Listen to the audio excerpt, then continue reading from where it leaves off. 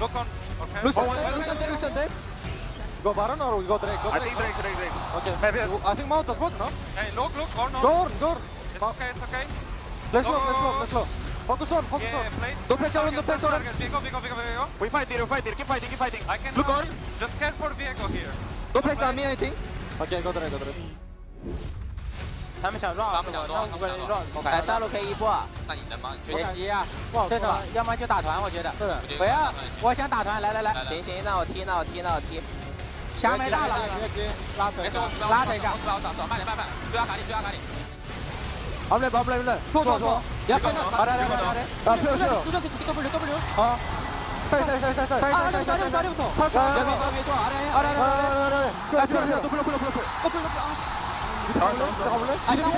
아니야, 오버. 조인다, 진다. 니 2초. 레네. 야, 앞으로 2초. 있어. 레네 W 없어. 아, 쟤 보자. 천천히 봐봐. 좋다. 뒤에. 가인이야, 우리.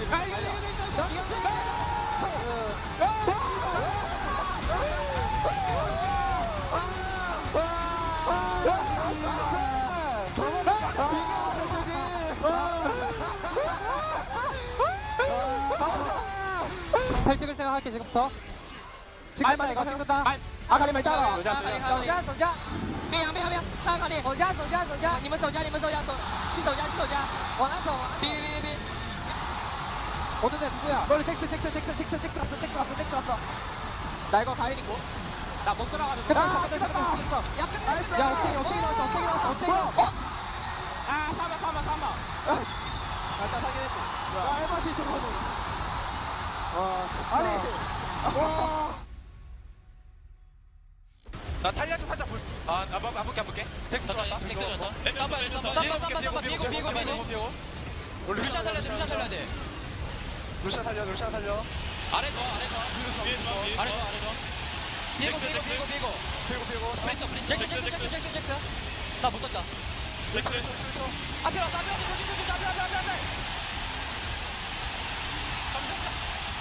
这边有个残血星而已，挡线上就问。慢点。看高，开，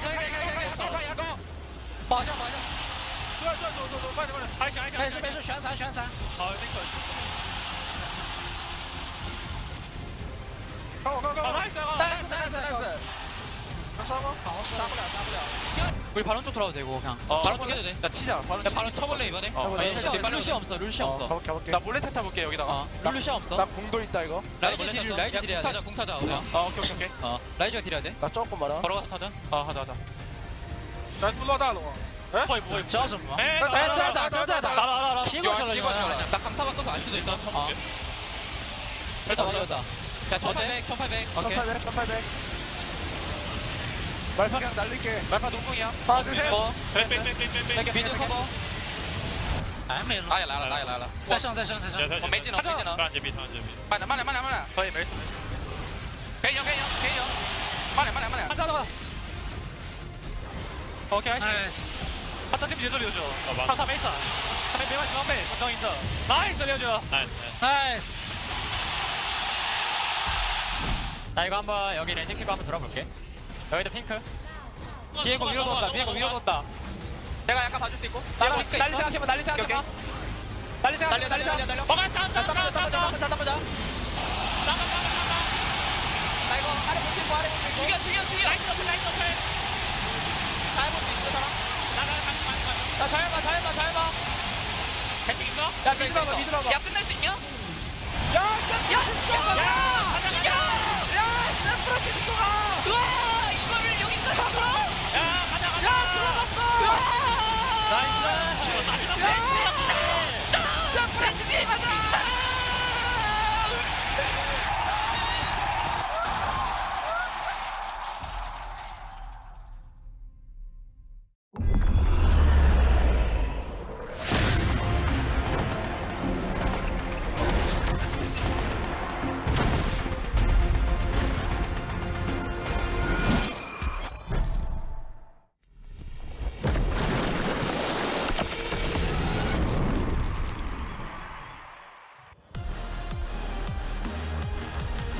Welcome everyone to beautiful San Francisco, the Golden State where the sun is out and the hype is on. And I am surrounded by all of our beautiful fans to celebrate what will be a historic day in the history of esports and League of Legends.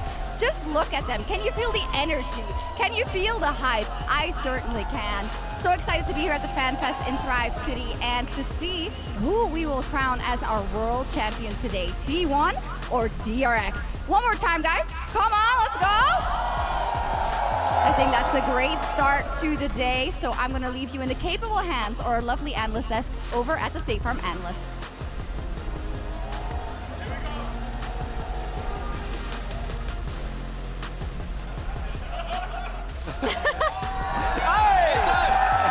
What's up, everybody? Hello to everybody out there.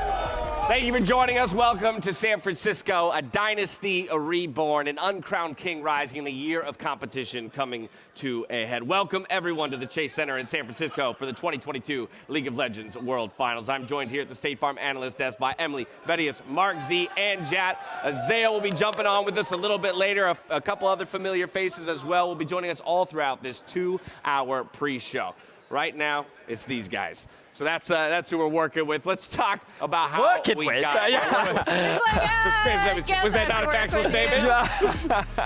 Wow, what incredible worlds we've had so far. It's been a very long tournament, a hyper-competitive one. We've had some of, I mean, many have believed some of the best quarterfinals, semifinals that we've had in world histories, and overall it's been an incredible tournament to watch. The Saturday, Sunday of those quarterfinals, getting 2 3-2 series that were incredibly back and forth. Even the semifinals were very competitive, even if they were both 3-1s, and it sets up a very storybook, like narratively strong finals.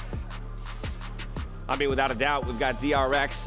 That's the surprise, I think, of the tournament for many. That 4 seed, the first play-in team ever to make a run as deep as they have. Deft leading the charge for that squad and looking to take down a T1 here today. It has been quite a journey here at Worlds, and so we thought it might be wise for us to take a moment and talk to those of you who maybe are just tuning in. Maybe you didn't, do the whole 6-week run with us, day in, day out. I get it. All right. And so what we're going to do, I'm going to challenge each of my analysts here to tackle a stage of the World's tournament in 30 seconds. You're going to have 30 seconds to break it all down for the viewers. They don't know which stage they're going to do. So I'm going to pick. I've got an idea of who I'm going with, and I'm going to start with Emily here for the play-ins. So take us through it. 30 seconds on the clock. 30 seconds. 30 seconds. I know, that's less time we had than yesterday. All right, so before play-ins, everyone was getting together on Champ Q. It was super fun. Everyone loved Loud. They kind of took people by surprise, Loud and DFM. DRX came in. People still didn't believe in them, even though they absolutely obliterated their competition. RNG also looked really, really good. And then, for the first time ever, NA beat EU in a best of 5. Yeah. Let's go, EU! Let's go. I like how you left 10 seconds for us to celebrate that moment. Exactly. That was smart. That was wise. That was wise. 20 seconds to there. encapsulate the stage, 10 seconds to gloat over our EU predator. All right, buddy. Fnatic made it through. You got one of your teams. Yeah. Rogue, Bucko, Lion sucked. Well, let's get to groups, the good part. Well, Vedius wants to talk about groups, and so therefore I'm not going to give it to him. I'm going to jump over to Jat. Jat, take it away, group stage. Break it down for me. All right, so first week of groups doesn't matter. No one remembers what you're going to gloss over it. Yeah, I mean, it's not that important. NA did have a 0-9 week. EU had a really good week. What's important, though, was the second week, when NA beat EU twice, actually, and the overall record for NA versus EU got set at 5-3. So Rift Travels 2022, bazinga, we got it, NA. Also, Flying Oysters, they had a good game. Korea also pulled ahead. They won 3 of the 4 groups. They got all 4 teams through. Once again, still only 1 Korean team to never make it out of the group stage. LPL got 3 teams too. 7 East teams, 1 West team into quarterfinals. There it is, right at the buzzer. Well done, Jat. A beautiful encapsulation of what took place in the groups. Don't make me don't you don't want to do quarters? That sounds like you should do quarters. I feel like, well, I don't know. You get it. You keep saying the word He's quarters. setting himself up. There's so much fan noise. trying to I think he's reverse asking to let. Yeah, okay, Vedius, why don't you take over quarters for us? Break it down. When does the time start? Whenever you start talking. Okay, so the quarterfinals, here's what happened. Wow, Korea versus Korea. The pinnacle of League of Legends. Korea versus China. We had some of the best League of Legends we've ever seen, okay? We saw, Canyon, what an incredible player. We saw DRX making an incredible one. We saw T1 making an incredible 3-0 performance against RNG and making their way to the semifinals. Yeah. And those are the only quarterfinals that I remember being in. So quarterfinals are a great time. We all had a wonderful journey. We had a lot of fun. There's JDG got a bye. There's Quarters. 4 in That's quarters. what he's What was the saying. fourth? I don't remember a fourth quarterfinal. All right. I don't know It if was that a bye for JDG. That's somehow sounds Oh yeah, even the worse. classic JDG bye. I love it. The one seed getting from LPL gets by. All right, well, that leaves us with the semifinals, and Mark is the only one left to tackle it. So, my friend, please dive in. All right, semifinals. It was an amazing venue at Atlanta. The first one was obviously T1 versus JDG. This was a very close series for the vast majority of it. That slowly over time, T1 just got more and more of a handle on the series. It was the last hope for the LPL. This team was someone that didn't have a ton of fans in their home region against like the most popular team in the world in T1. We're not able to complete that upset, so T1 move on. DRX versus Gen G. The underdog story continued. Gen G was 8-0 versus them the entire year thus far. No one thought DRX had any chance, just like they never thought they had a chance throughout this entire tournament, and they beat them, and now they're here in the finals. Good job. Well Mark. done, Is that okay? Yeah. Well, the timing I'm not even Yeah, gonna watch that was World so Cup. good. was honestly pretty Crushed it. spectacular. I'm impressed. I'm impressed. And what? Oh, all right. Well, the GOAT guy doesn't know. want to champ for DRX. the goat guy. Yeah, that's true.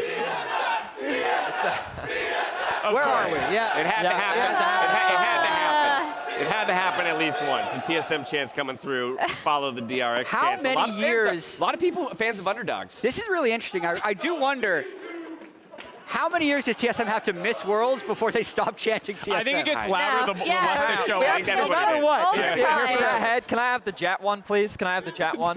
Why is this so big? Yeah. What? Like, look, it's a bigger matter than of perspective. Emily.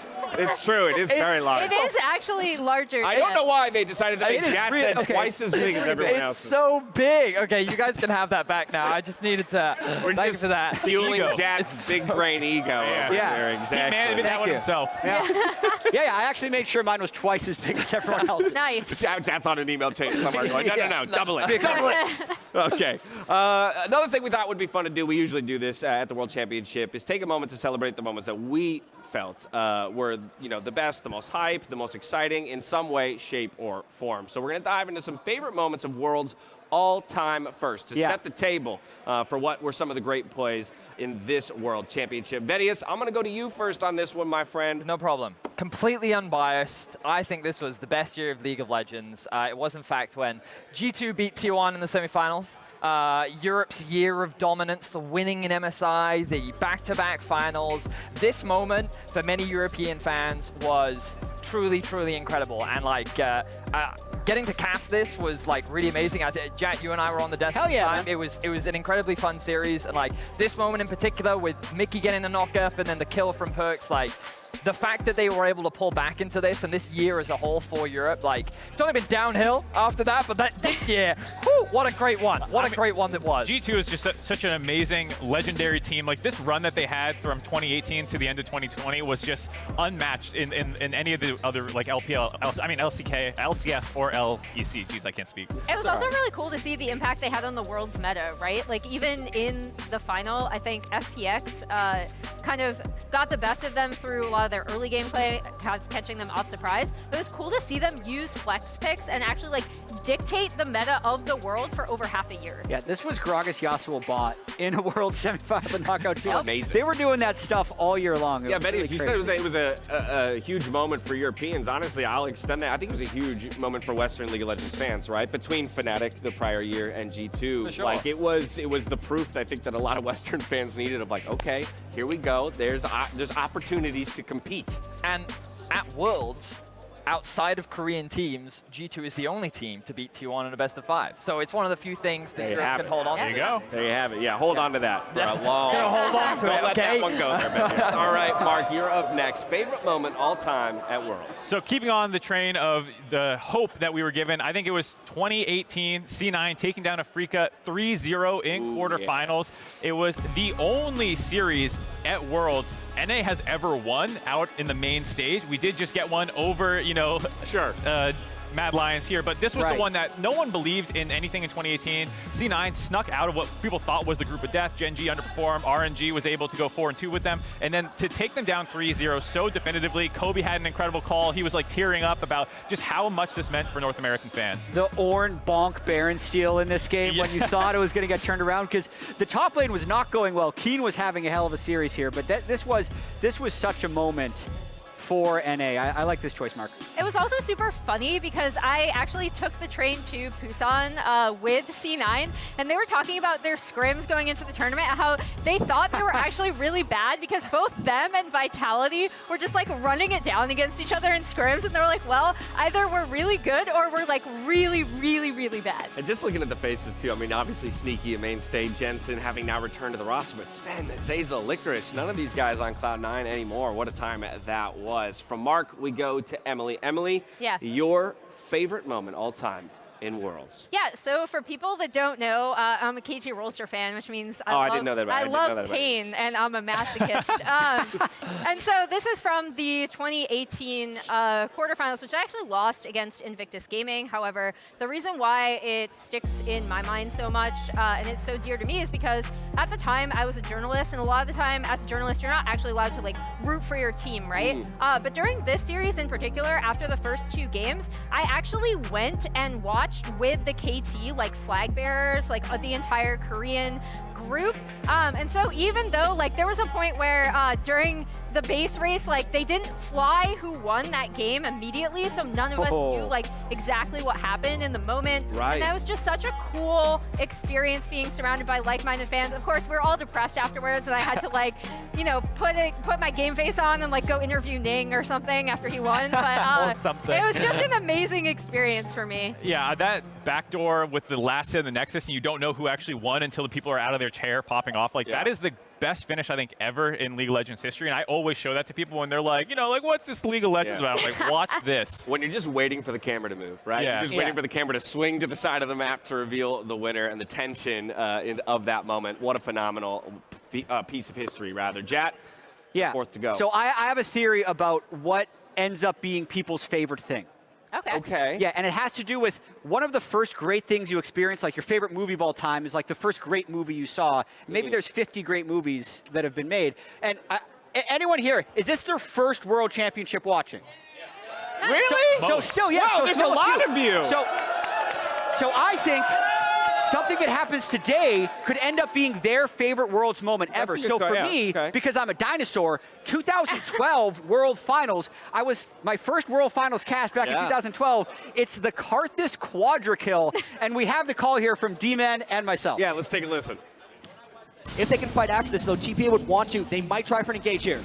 They might try and go for the engage. There's going to be the ultimate coming out from Ruben. Isn't it enough? Toys is surely going to get dropped. He's down to an egg right now. Cloud Templar is getting dived on. The damage really coming from his Bruno at the back. That's going to be cleaning up. Stanley gets one. Stanley gets two. BB gets another one. That's going to be the Cardinals ultimate. He might pop up with this one. He gets the Quadra Kill. He gets the Quadra Kill off the back. My word, Stanley, no, he's trying to avoid the damage. And man, like that was 25 health from a Penta as well, which would have been the only World's Penta all the way until 2020, when Bin currently actually has the only World's Penta kill as Fiora in Game 1 of the 2020 World Finals. Honestly, just how different the game looks too. It was beautiful. Really? I missed it. Back then. Everybody's standing in the Maokai, also standing in the Give me League Classic. Also, their health bars are going down so slowly because like no one does damage. Yeah, first World Championship I ever got to watch was that 2012 at home. It's a first big one I one. ever attended live was 2013, and then obviously was lucky enough to get to work it from that point forward. Now, after looking back on all of the world's history, we also have to give some love, of course, to 2022. As a broadcast, we voted on favorite moments from this year, and as we step away, here's number 5.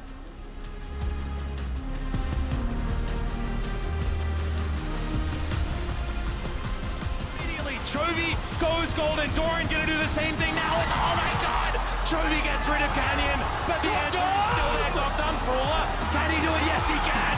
Ruler turns it on its head. Oh my god! Quadra kill! And Ruler will get past the quarters. He will take Chovy with him. And Gen G have done it.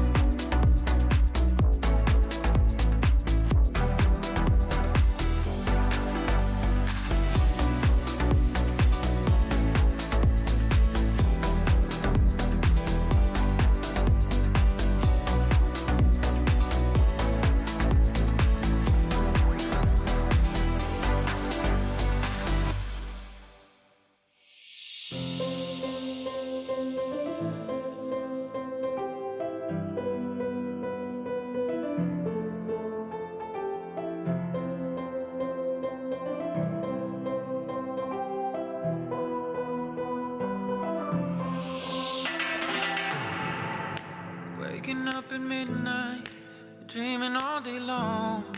Maybe I'm nocturnal, baby, maybe I was wrong. Been on both sides now, looking for you. Don't feel the pain when I'm asleep, find peace in all this blue.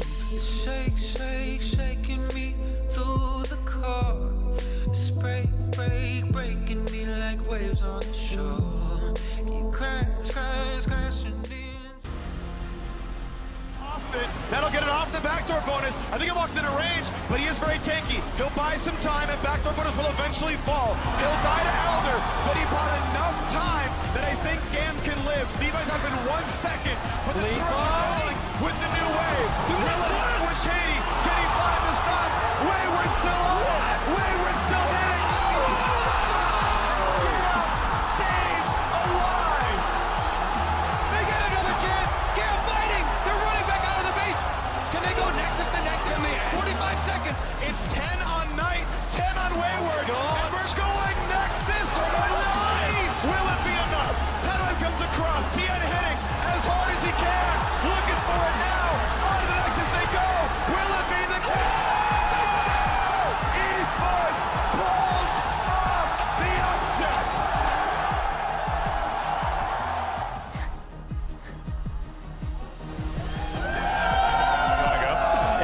Sure. Welcome back, everybody, to Worlds 2022. Let's go! Yeah! Woo! Fan zone continues to pop off.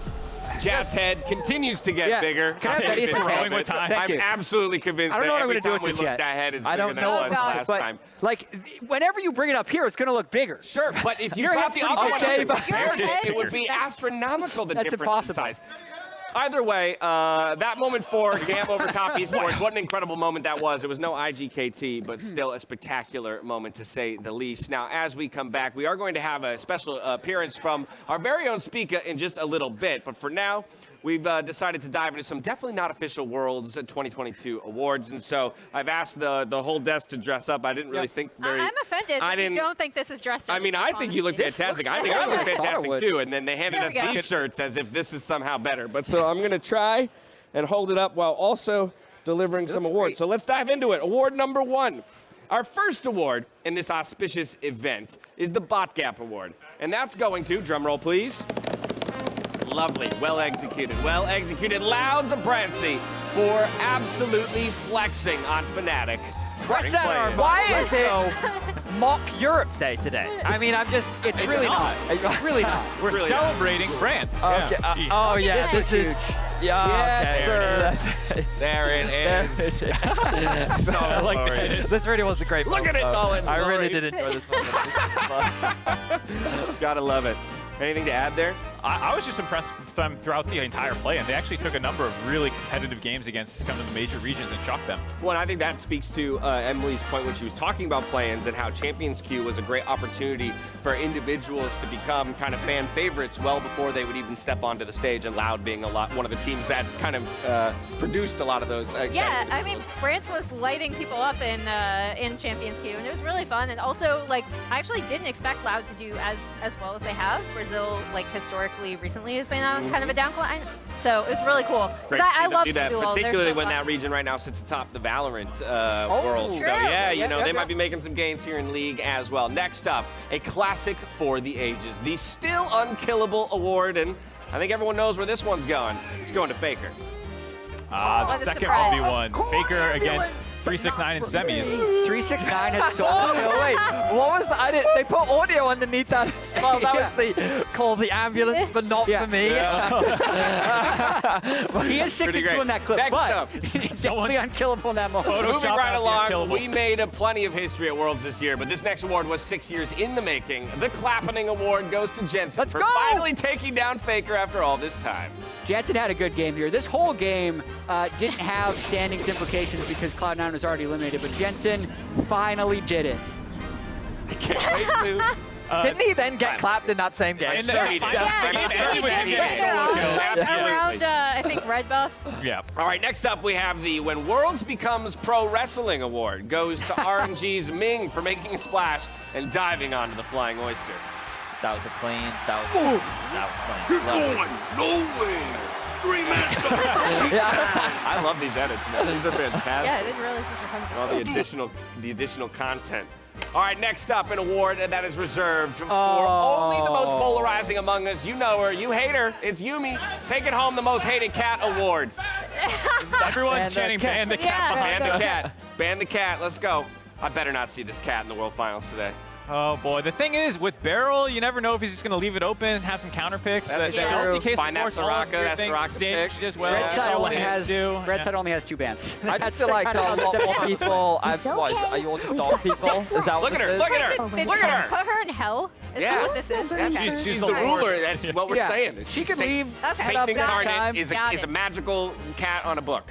Got it. So that's what we learned today. Makes sense. All right, well, NA was not here for a long time. We were here for a good time, I guarantee you that. And the Giga Chat Award goes to our own Impact for styling on G2 Esports. Dude, he pulled out all of his old picks on that final day of groups, actually. He had the Shen and the Ornn. He got to play as Mordekaiser. He had those right in his back pocket. He's done so many big things on this. Look at him! And the crowd goes wild! Is that our highlight for North America? Yeah, wait, what? Yeah, that was it. That's the North American highlight right there. Very athletic. Yeah. Oof. All right, Worlds never quite goes the way we expect, and no one knows that better than a certain member of Mad Lions who allowed Saigon Buffalo's Bean J to collect the "Can I get on this train" award? Wait, I missed this. Who is that? What? Oh! John Cena making a appearance. I missed that in the original run. Oh, nice. Reference too. Gotta love Very it. Cool. Next up, the Hope Springs Eternal Award goes to none other than JDG's Hope for making the Great Escape versus Damwon Kia. Oh my God. Oh, I remember this one. They ended up winning this game. Hex Gates, This Hex was really Gates, cool. let's That go. was super cool, actually. Yeah, he kind of insid initially, and then he's like, "Nope, it was all part of my plan." I'm a little torn. Jack, wasn't Hex Soul was your pick? Yeah. Right. Yeah. I'm a little torn. Is it winning? I enjoy watching Hex Gates the most, but I don't want you to win. Yeah, in it's going to be the Worlds only thing I got right, so I'm not going to win. Oh, the pick. no. That's good to know. I feel a lot better then. With Worlds playing host to many international superstars, it can be hard for players to make a lasting impression. However, one man has made his mark, and it's a pleasure to present the Rule of Thumbs Award to DFM's Evie. This dude is one of everyone's favorite players when he comes onto the international stage. Seems to make it every single year and has the brand down. It's just a thumbs up. And none of those are duplicated, by the way. Those are all unique individual shots. Probably from just this year, too. That's probably. There's years of Why footage is of that. Jack? Oh, Yeah. too Wait, good. what? Finally, the best costume award goes to Jack Yes. for this ridiculous costume. Took us on a whole journey now. Oh, wait for it. Oh! And then they lost. Then they lost. Right. Hey, Oh, no. that's an amazing That's edit. a It looked like me too. By the way, I just That would have been. Oh my God, I would have loved that. T1 so 3-0. much. All right, there you have it for our definitely Yeah. not official Worlds at 2022 So awards. It was touched by First of all, Vegas. we're going to hand out some shirts, and while we do that, we're I going to can't shock throw very out well. with the incredible crowd in Thrive City to grab a few words from I hit NA's my own head. Smika in our Verizon Game Day interview. Enjoy. Well, I have found a very special guest here at the FanFest. It's Spika. So nice to see you. Hello. Nice to see you. How are you? I'm great, but I gotta ask you, you've been walking around here, right? And that when we took position, all these people were like, oh, Spika. So how has it been? Honestly, it's great. I went to quarters in New York, right? That was a really great experience. But you know, finals it's just a different beast. You know, I had so many fans coming up to me. It was honestly just fantastic. I just felt like a celebrity. So you know, it's really nice seeing all these faces and all these people. So hope we have a great match today. Yeah, thank you for coming here. Now, okay, I can't let you go without asking you if there's anything you can say about your situation. You're looking for a team. Is there an update? Yeah, I mean, I'm talking to. Your mic. Sorry. You know, I'm talking to teams right now. Everybody wants me, of course. Of course. You know, I think usually free agency starts off at the World's End, so we're kind of almost into that stage. You gotta keep your mic close. I'm sorry. I'm not used to this. But you know, I think we're going in a good direction. I have faith in the rosters that were proposed. So, you know, it's gonna be fun. It's gonna be fun. I'm really excited, actually. Yeah, I'm really excited to see where you end up as well and what we'll see from you. But of course, I need to get a prediction. DRX or T1 and what match I'm score? going with T1. I'm going with T1 3-0. 3-0? 3-0. Nice. 3-0. I like it. Faker? Faker. He's my GOAT. He's really good. I think all the players on that roster is really good. You know, I actually scrimmed them. Team McDonald's, North America. What? You gotta be. I keep doing that. I need to stop. Okay, Team McDonald's. Jungle Micro. Great. Micro. Yeah, I'm not using the F keys. You know, Team McDonald's, we played them. We gave them great practice, honestly. Okay. We gave them great practice. It was very even. So if they're going to win, it's going to be off the back of that practice. I mean, honestly, they win. I think I should be part you of should. that. Yeah, we'll talk to you after maybe. Okay, yeah, maybe, for sure. Yeah. Thank you very much. All right, thank you so much for the interview. Okay, here we go. Awesome. Gotta love it. Love seeing the representation. Love seeing all the players who are able to make the trip out as well to the World Championship and celebrate along with us one of these days. One of these days, NA gents, we'll see Spica out there on the stage. Yeah.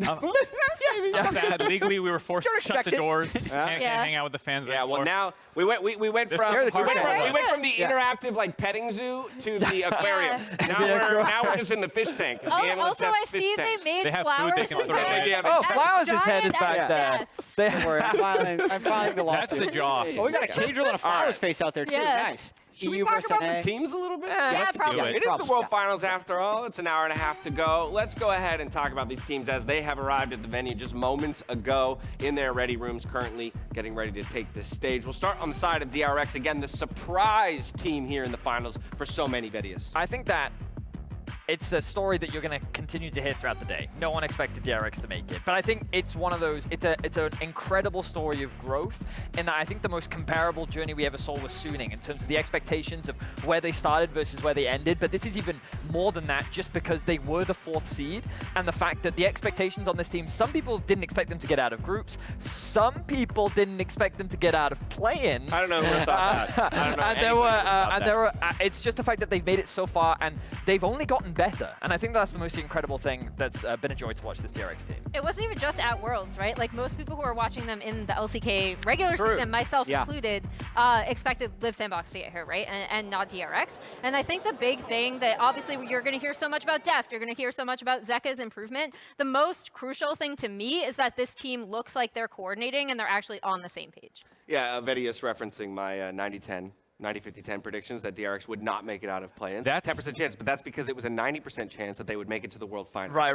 They have not. They just didn't run that prediction. But it's effectively 2 in the same, 2 for 1, and you want to do that. Yeah, like RNG, who's going to win Worlds, like they're 2nd place if T1 wins, right? Because they got knocked out by T1. So it's close. All right, T1, they've also made it, of course, into the arena, and what a familiar feeling this might be for one of those players in FLICKR, the man in the mid lane, returning to the final stage here in North America. Gotta feel good. The greatest player of all time goes back onto the final stage yet again after a 5-year absence, trying to get his 4th title. It's just so insane the amount of people that he has also done this with now. This is a very young group of people around him, a lot of them coming up through the trainee system of T1, now finally reaching that World Final stage after a bit of a disappointment last year.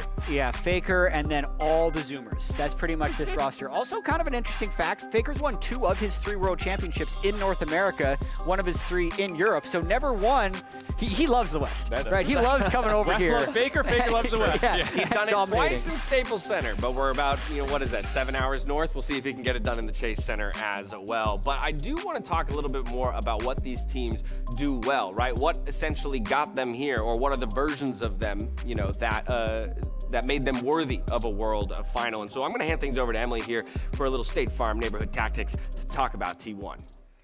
Yeah, so I think the big thing for me with T1 is that they have had this kind of journey of improvement, and we're going to start off with this clip from the Midseason Invitational as we roll through it. The big thing here for me is this is just going to be a Baron that they end up giving to EG in a game loss, and I think the important thing to understand here is that T1 had a historic run going into this mid-season invitational, undefeated in series, but they would do things like this where they would commit to Baron and then kind of keep it and bungle it. This happened several times in season to the point where I believe I was watching this with Chronicler at the time, and we were both just like, oh yeah, that's kind of a T1 Baron, like even as good as they were. Now this, completely 180 here, going from using this teleport that's going to come through from Yagao right here to eventually end up splitting the map, so that what you're going to see is the double TP. We pointed this out immediately after it happened. Most crucially, they're going to TP onto the top wave here and then Rise ult into the pit, just the wherewithal to know exactly how they could do this. They started pinging the Baron almost immediately after that Yagao TP came through, knowing that they had the man advantage from teleportation, and it's just, they use the map so much better, and I couldn't think of a better way to show it than this Baron play compared to their spring Baron plays. Because like I said, even though they had this historic season, they did tend to make a lot of mid-game mistakes, especially around objectives like Rift Herald and Baron, and that has been shored up, and they're looking so strong going into finals. Yeah, this team always had the hands, as we talked about them being the Zoomers. They were always mechanically incredible in Spring Split, but this is where the biggest level up definitely came from, was their macro understanding. And of course, you have FLICKR kind of helping guide the way with that Rise, someone who's been around on that champion just a little bit. And I have more proof of that, because I think that when we think of T1, when we think about their entire year, they were very dominant in terms of their early game control, but their mid-game macro often did fall short, as you two are highlighting. But what I wanted to show you now was the depth of playstyles that this team has had, because while I think they've demonstrated incredible team fighting and overall just a really great way to play the map, when we look at this situation, this was very much a split push situation, and JDG do the correct thing in the play that you're about to see. They create a TP flank from behind to try and capitalize and collapse on this T1 roster as they're trying to escape. So as you roll out the clip, keep your eyes on FLICKR on the right-hand side, on the Rise. He's going to immediately look to back. Even though his team is getting engaged on, he's going to choose to go back to base anyway, because if you keep your eyes on the mini-map, you'll notice that he's going to TP into the enemy base. Meanwhile, the rest of T1 is just buying time, looking to disengage, and then as Zeus joins the fray, JDG is forced to split apart, and then watch what FLICKR does here as well. As the fight is happening on the bot side, he's going to realm warp back into the fight and then create the numbers advantage, forcing JDG to now be at a disadvantage. And the level of awareness to do this in the moment, this wasn't planned, this was reactive. Each individual knew exactly what they were supposed to do, and they were still able to avoid a full-on 5v5 team fight while leveraging the strengths of their split pushing.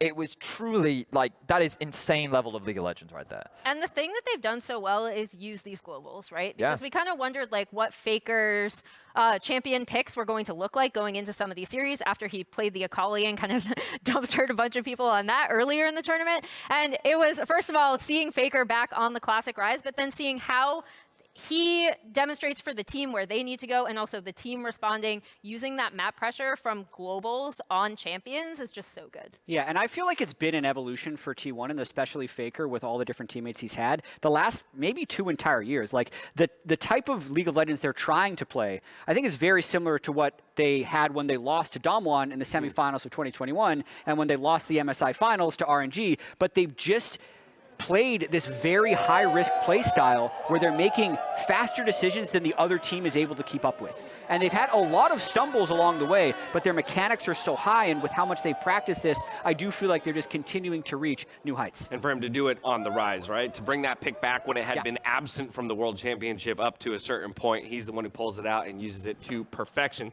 That's a bit about T1. Mark, let's try and dive into the DRX side of things. Let's explain why it is that this 4 seed was able to run from play-ins to World Finals. DRX is such a fun team, and one of the things they do so well is play the early game with a lot of priority. You see bot lane often getting counter picks. Beryl has his unique champions. You see the Heimerdinger here, where they're trying to do that. They often save counter picks, so even if it's not something super cheesy or unique, it's still something that's going to give them priority. The Soraka here, giving them the ability to bully out Genji's lane. They make plays well around this.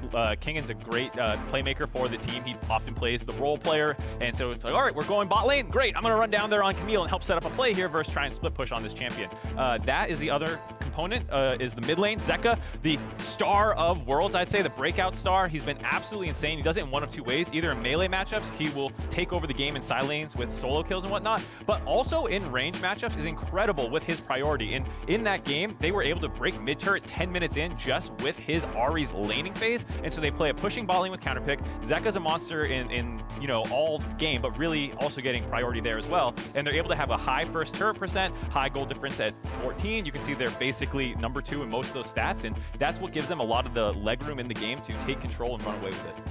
Yeah, I have to wonder, or I have to imagine rather, maybe is the better word for it, that a goal difference like that is something you'll need in order to take T1 over the course of a 5-game series, right? Because it is about finding a level of consistency, and it feels like T1 has shown us that to a pretty impeccable degree. DRX, on the other hand, has had moments and has had ups and downs throughout their 6 weeks here at Worlds, and Mark kind of keyed into a few of the things that has brought them success, Jab, being champion picks. Yeah, absolutely. I've done a lot of draft prep, and one of the things with draft draft is it's so dynamic that it changes as you go through. So what this is it's just the first phase bans from both teams in DRX red side games, and then we'll go to the other teams. One thing that they've at least been able to do is they've been very consistent with their red side strategy. You can see every game in the Gen G series, they had exactly the same red side bans, but then even in their EDG series, 2 of the 3 in the Lucian and the Yuumi, they just never allowed through.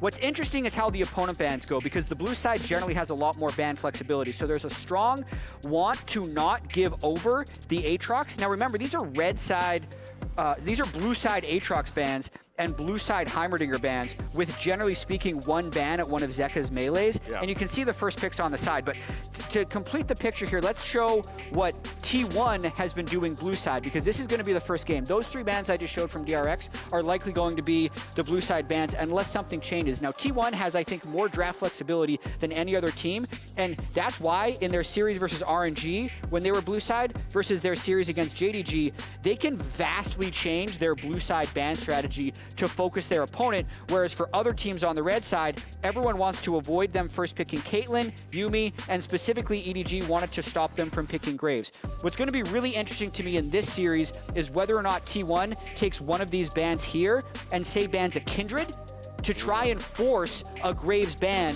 which would change the way DRX bans. And this is looking a little far ahead, but for those hardcore fans, after the first game happens, if DRX loses, they'll likely take blue side. So let's take a look at what T1 has been doing on red side, which is more likely to happen in the second game. T1, somewhat similar in the fact that they generally keep their red side bans the same in a series if it's working. So against JDG, it was these 3 not wanting to give over a first pick Aatrox, Graves, or definitely Yuumi. Every single Yuumi has been banned on red side. I don't think that's likely to change. But what's interesting here is that opponents were blue side banning Caitlyn against them this entire quarterfinal and semifinal side, which may or may not happen, because I think the Caitlyn could match up against an Ashe Heimer lane and maybe get pushed in. And I know this is a ton of information to take in, so we'll just fly through this last one. Bring it on. DRX blue side drafts, what have their tendencies been?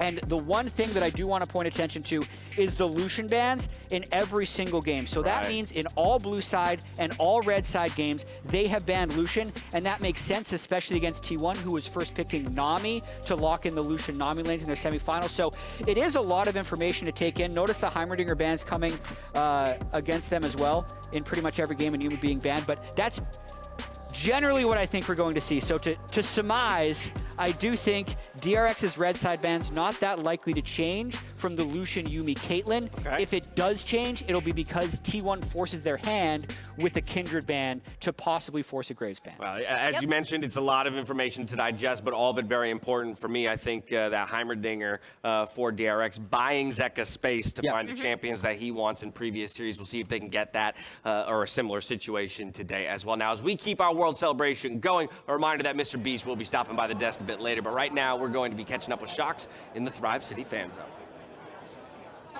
Thank you very much. I'm right here at Thrive City at the Fan Fest, and I wanted to talk to a couple of fans and see what their experience has been like. And I'm here with Josh and Addy. Josh, what has brought you to the League of Legends World Championship? Yeah, so just love the game League, been playing it for many, many years. In fact, I actually met Addy here playing League, like, I guess 6 years ago in our college's League of Legends club. So very, very long time, very... Actually, you know what?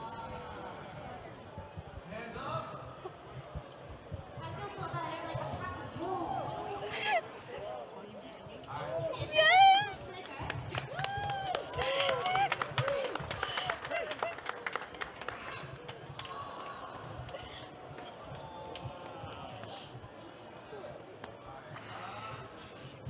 Congratulations. Thank you. That's awesome. I hope you have a fantastic day. I'll just let you have your moment here, but congrats. And we're going to take a quick break. We need one, and we'll see you in just a bit.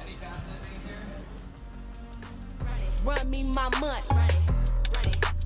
Run me my money. Run me my money. Run me my money.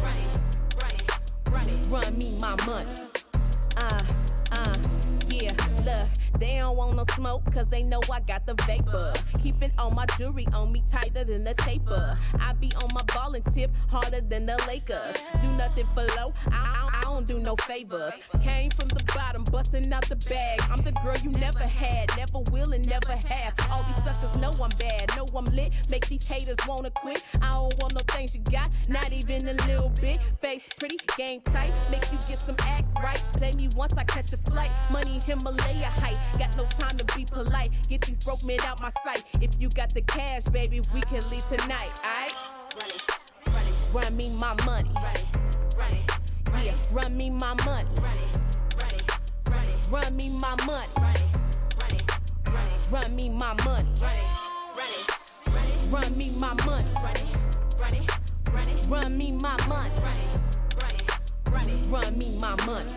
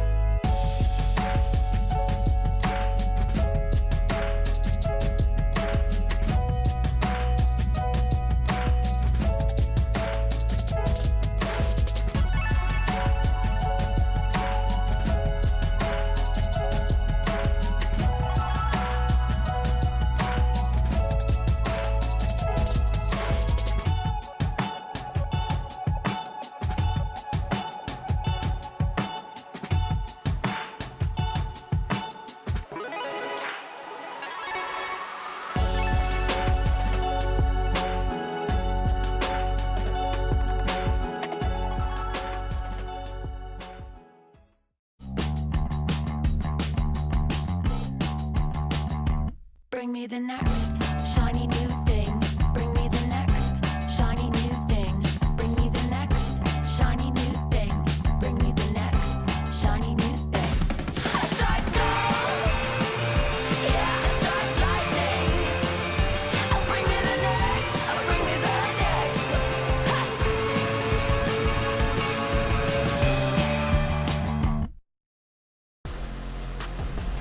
Series are so strong. Doran goes into the meat grinder, and he is taken out. It is domination for the team. 8 years ago, Death fell to his sister team in Samsung White, but today, in the face of insurmountable odds, he stands tall. The last dance goes on. The stage is set. It is one final chapter. It is one more page in the legacy of Deft. He has one chance to kill the king, and today he did not miss. Well, welcome back to Worlds here live from San Francisco. Those were just one of the great moments we've seen here at Worlds, and we're about to have a lot more, hopefully, in this series between T1 and DRX. But first, I have two very special guests, John Needham, President of Esports, and Naz Alita, the Global Head of League Esports. Welcome. Thank you for joining me. Oh my God. So awesome being here. Yeah? Finally. Yeah. I know. It's been like such a lead up, and it's just been fantastic. And I know that you two are first and foremost, just like me, fans of our sport. And we just have such a wealth of storylines going into this final. But what would be your favorites? You want me to go? I'll go first. Go ahead. Okay. So I'm Team DRX in this match. They have been so scrappy the whole tournament. Zeka has been my favorite player the whole tournament. I can't wait to see him go up against FLICKR. And of course, the Def storyline. And Beryl, too. No one's really talking about Beryl. This is third straight finals. It's crazy. awesome. So I'm really hoping DRX pulls something out today. I love it. Naz. I mean, look, these two teams are just incredible. I think that either way, it's going to be a historic win tonight. But I mean, you got to love the FLICKR Dev. Yeah. you know, just background there. I don't know what's in the water of that high school, but they're churning out the most talented League of Legends players in the world. Excited to see Zeka. I think that, I mean, just think about these mid lane matchups that he has overcome. Scout, then Chovy, and now it's crazy. It's the final boss battle is FLICKR that he's got to face off with. So, I mean, I think it's going to be incredible. I'm excited to see T1 take the final stage again. I've seen them win every one of their titles, so we'll see. Yeah, it's awesome. I love that answer. Yeah, for sure. He's overcome so much in Zeka, but FLICKR, I mean, how incredible that he could be back on US soil and then get his 4th title. Naz, it's just incredible in terms of the decade we've had in esports, how vital as an icon he has been specifically. I mean, GOAT is, I think, an understatement at this point. We always say he's the Michael Jordan of our sport. I think FLICKR is LoL Esports, and I'm excited to see if he can pull one more title out. I think he can. We definitely hope so. We hope so. Isn't it crazy, by the way? A decade we've been doing this. And more than a decade now. I mean, time flies when you're having fun, John, I guess. So it's a long time, but still very young for a sport. Yeah, you know? True, absolutely. So when it comes to DRX, I know you love them, but they are the underdogs extraordinaire. So what has kind of been your favorite part about their story and what they've done? Just, you know, coming out of play-ins for the first time, being the first 4th place seed to make it. But they have just fought, you know, in semis, they got blasted the first game, and then they came back, and I've loved their resiliency. I loved how aggressive they've been. Like I said, Zeka has just been off the charts. Yeah. I think he's still top kills in the tournament, right? Yeah. And yeah, I mean, as you say, it's like the big matchup coming up for them now. Aside from that, though, as said at the top of the segment already, it's just great to be here back with all the fans. I mean, Naz, I hope you've been able to walk around a little bit. How exciting has it been? We took a walk around. I mean, it feels surreal after, you know, being away from fans for the last 2 years because of COVID. Here we are at an iconic arena. I'm sitting here looking at the Chase Center and all of these fans here for League of Legends. We're on cloud 9. We have the most special community in the whole world, and we're just so happy that we've been able to get back to a multi-city tour and bring them the worlds that they really deserve. Absolutely. And we're about to blow all these fans' minds in a little over an hour. I know the what you're show getting is at. so off the hook this year. Oh, now that I have you, I have to Most ask. ambitious opening ceremony Ever. It's ever, scary right? ambitious. Ever, yes. Well, and the talent. I mean, come on. Look at Zax, Jackson, Wang. It's I think you're probably pretty stressed, even though you're not letting it on. I'm very stressed. I'm very stressed. Okay, as a final note then, are you happy that you'll be able to just see it in person, surrounded by thousands of fans, just to live that moment that I think we've been deprived of for a while, right?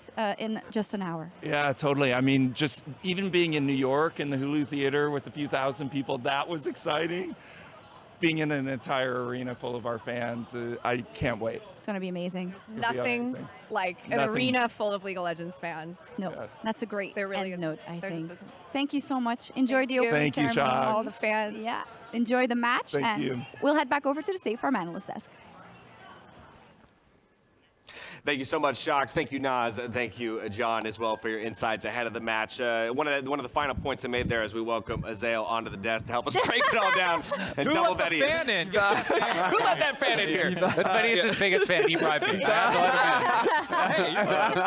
Azael, I do want to start, though, with the kind of the point that they left us with in that interview, which is how good it feels to be back celebrating Worlds the way it's supposed to be celebrated. In a massive stadium with tons of fans, you know, being able to, you know, have this moment to give the players their due as they, you know, make the play to be the greatest team in the world this year. I mean, it's amazing, man. Just even walking around at FanFest and seeing how excited people are to be here, how excited people are for the games, even just to say hi to us. It's really incredible. And it does remind me, you know, of how much of a privilege it really is to be here and be in this atmosphere. Now, I think we do need to take a moment to talk a little bit about how each of our teams got to this point. We've talked a little bit about what makes them successful, what they look like at their best. But of course, it's been 24 teams all the way down to 2 just here at the World Championship. Even more when you talk regionally and in each of the domestic regions. Mark, I'm going to come back to you. Let's start with DRX. We've already hit kind of that headline, that marquee piece, which is this is a 4 seed, the first ever play-in team to make it all the way here. First 4th seed, also first play-in team. There's also a period of time where there were 3 seeds in there. So the fact that they are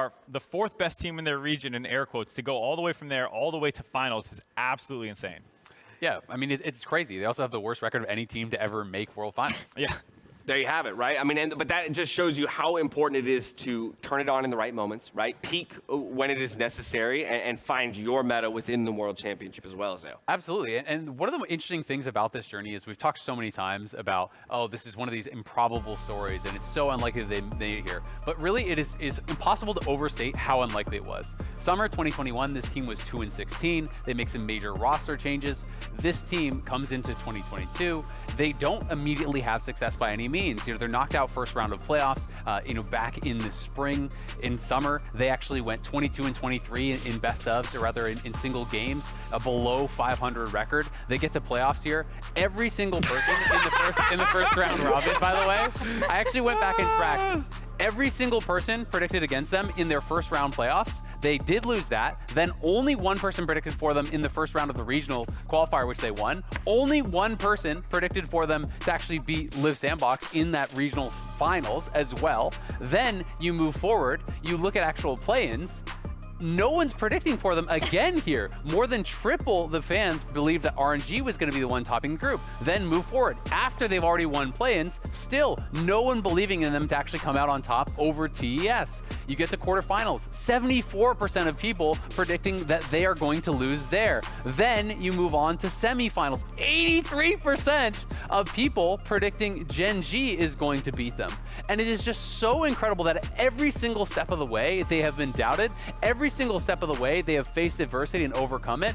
You know, this is a team that has amassed and even you, Dad. I already explained this earlier. It was a 10% prediction because I knew that there was a 90% chance. 10% chance that they're not even going to make it out of play-in, Dad. I know. But you are alongside everyone else, because that's the point, is that no one believes in this team. And even in finals today, it's just incredible. Like, all three of the other LCK teams that made it here, they amassed nearly double digits, if not over double digits, loss streaks against those teams. They've outlasted everyone except T1, and they have grown incredibly over that time. I've never been more happy to be horrendously wrong than DRX proving me wrong and making it all the way to the World Finals in the way that they did. Vedius, let's hop on over to the T1 side of things. Well, T1 have kind of had the opposite story to DRX. They started the year with dominance, with an 18-0 series record. They went 3-1 in the spring finals, and then they went to MSI as one of the favorites to win it all.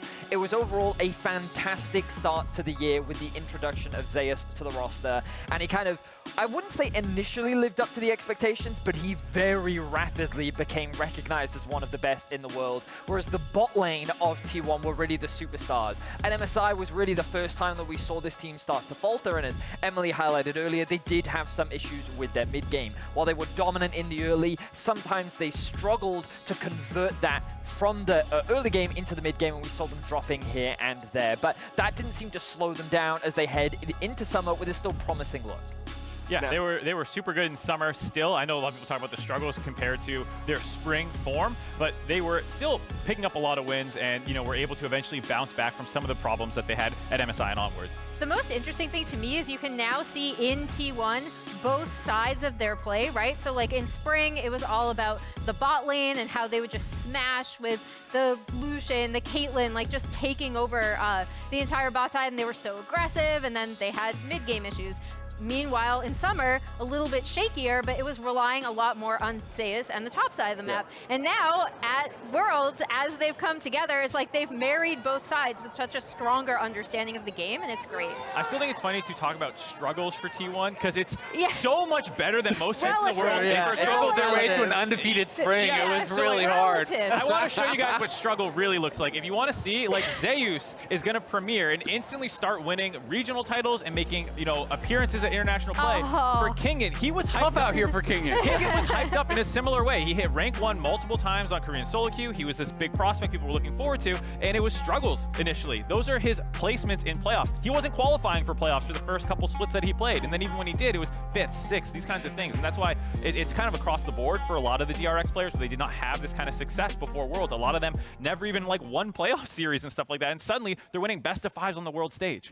I mean, T1 was one game away from winning MSI, while DRX was out first round in spring, out first round in summer, had to struggle their way through that regional finals. Even in that KT series, they were down 10K, and that was a 3-2 series. They actually could have maybe not even gotten out, right? Like, if they don't win that game, twist it. I'm sorry, Emily, but it's true. No, it is true.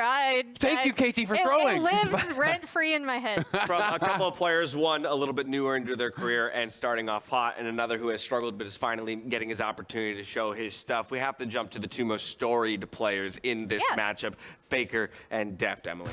Yeah, so I thought it'd be cool to take a look back at their first Worlds appearances, right? So this is FLICKR in 2013. Rookie year, comes out. People already know the story, how he, gets the better of ambition, his first game ever, wins the Worlds title.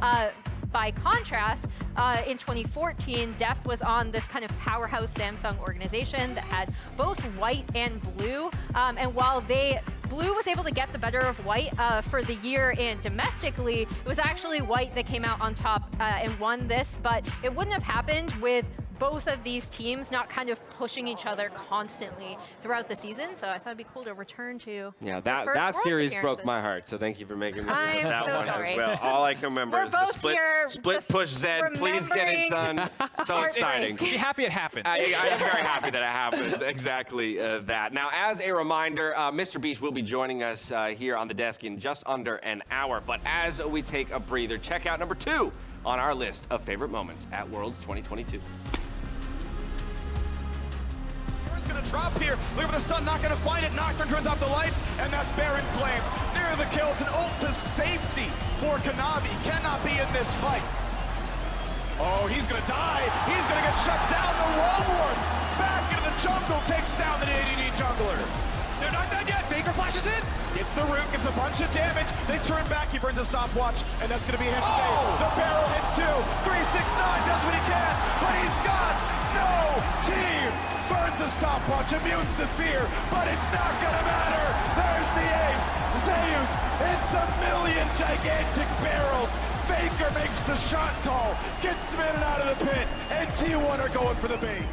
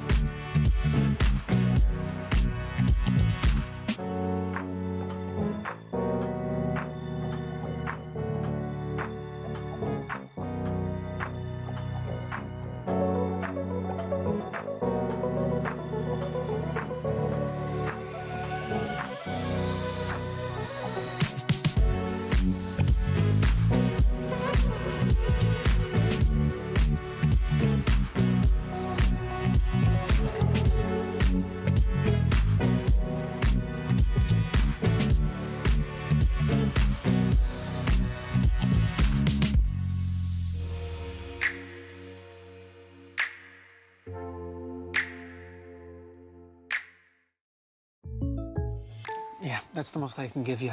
Fine. Then it's time for the ace up my sleeve. My beloved squishy pig with original holographic cover art. Hey, Ash, what you selling? Save the references, Jake from State Farm. I'm saying goodbye. This little piggy went to the game store. You don't have to sell your favorite games. State Farm has coverage options, so you get a rate that fits your budget. Thanks, Jake. Hands off the squish. For surprisingly great rates that fit any budget, like a good neighbor, State Farm is there. Call or click to get a quote today. Nexus is in his eyes, and he's gonna get. Oh, the inhibitor! The inhibitor is back out! What? He cannot get the stun. No way! Oh my God, Def! No! The game was in your hands, Def! It was right in front of you, and the inhibitor spawns. The reverse sweep happens for DRX.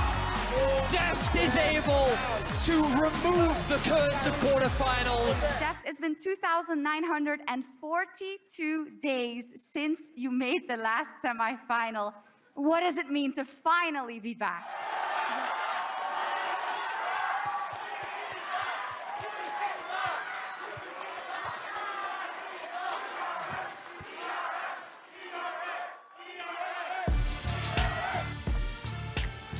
What a moment that was, the top moment from Worlds 2022 so far, with Deft overcoming the obstacles that Summoner's Rift would throw at him. Vedius representing all of our thoughts in that moment. God, no! No! It was great. It was great. It was spectacular. And then for all that emotion to pour out onto the stage, Emily, as he now gets to ascend to the finals to face FLICKR. Yeah, it's the battle of Mapo High School, because they did both attend the same high school. It's funny reading interviews with them as well, because FLICKR just seems like kind of there and like he's very casual. It's like, yeah, I was there, and like you can tell that it was people were telling Def like, oh yeah, like you're good, but there's this other guy in the ladder that's like really, really good, and it's just such a fun story. Also, just watching Def receive that kind of energy from the crowd. Them singing him happy birthday because it was his birthday. He was going up against his old team and his old teammates. Was just an amazing moment. I just think the idea that, you know, Def telling people, it's like, oh, are you good at League of Legends? Well, I was second best in my high school. Yeah. It really doesn't. Yeah. If any of us said that would not be impressive at all.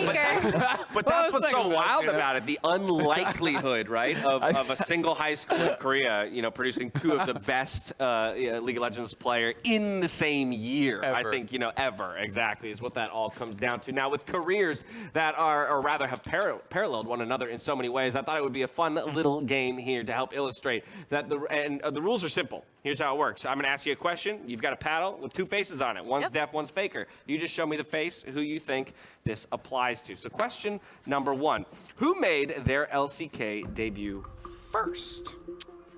I think it's Deft. I need you to, you got to make a choice. I remember the game. For FLICKR, he was on Nidalee. He got a solo kill against Ambition. You remember the FLICKR game? Yeah. Do you know when it happened and where Deft was? Do you think it's FLICKR? Well, yeah, you think it's FLICKR? That ain't FLICKR. That's a fake. That's a FLICKR. You don't think it's fake? He's not. He is committed that it's not. I'm going with Deft. Wait, I'm not sure we you don't trust the fans. I think I was playing. I'm going Deft. Okay, so we got 3 Deft, 1 FLICKR. The correct answer is Deft. Yes. You were correct. It was Deft. FLICKR didn't debut till summer. I knew it. Here we go. Like, here we go. Deft, both an OGN champions 2013 spring, but Deft was 3 days earlier. On April 3rd, FLICKR was on April 6th. All right, question number 2. Here we go. Who won the first game between the two of them? I'm going FLICKR because guess what? He wins a lot at League of Legends. I know he does. It's a safe bet. Who won? You think FLICKR won first? Vedius is in the glass cage yelling. What? This means Deft lost his first game if I'm going FLICKR, because FLICKR definitely won his first game. I'm going FLICKR. I'm going FLICKR. FLICKR doesn't lose. No, but it was between the two of them. One between the two of them when they played each other. Sorry, I want to make sure I clarify that for you. Oh man, Deft was on some good teams back then. Just want to clarify that. Also pretty good. Remember, FLICKR's first year he won Worlds. Yeah. So he was on a pretty good team as well. I'm letting her ride. I don't even remember if it happened that Okay, we've got 3 FLICKRs, and Emily still has to make her call. I'll go Deft. Put you on the clock. She's going to go Deft. Unfortunately, she's incorrect. The answer was FLICKR. Yes! OGN champions 2013. At the time, SKTT won 2-0 over Deft's MVP Blue. All right, we've got one more question to go, I believe, for this one. So we're diving down to question number 3. Which animal has a faster top speed? Is it a goat, or an alpaca? Wait, Goats are fast. Wait, what? Wait, Where are you going? Wait, he's literally just guys, ran out of the... who has a faster top speed? A goat or an alpaca? Alpaca, okay. There's no way. It's got to be a goat. I feel like it has to be a There's goat. No way. Yeah, I feel like it has to I'm be going a with the goat. alpaca. I'm going with the alpaca. I'm going with the alpaca. Confident Final in the question: chance? is a Faker clock right twice a day? Definitely. 'Cause I'm staying with Definitely Faker. Faker's I'm clock going is right alpaca. twice a day. So is mine, fun fact. Come on, give me the alpaca. Okay. Come on. Here we go. The answer is a goat. Oh, it's yes! 3 for 3. It's a goat! Faker! It was It was Faker, yes. Yeah, it was yes, Faker. you're right. Guys, it You're was a right. goat! Guys! They can't even get the cameras It was wide a enough goat, to yeah. show Venius down there in the corner screaming at the fans. All right, a goat, fun fact, goat's top speed is 50 miles per hour. Goats are fast. They are fast as Have heck. you seen Faker roll? Look how agile they And are. alpaca's top speed, 35 miles per hour. So we Not would even get close. run down by either. Yeah. That's the important thing to realize. Get run down than by I most thought. slow animals. I though. would not have thought alpaca could move that kind Yeah, of speed. they're typically When your pretty head's slow. wobbling around on that big old neck, like that can't be good for the wind resistance. Here's another fun thing we wanted to do. We wanted to take a look at each of these players' really first cool. Worlds teams and get a sense not only of the longevity of their own careers, but where each of their original teammates is at this point. Yeah, so this is Def's 2014 Samsung Blue teammates. It's really interesting to see like the kind of coaching tree that ends up coming out of this, and then Dade going inactive. Unlucky. That makes me sad, honestly. I hope whatever he's doing now, he's living his best life.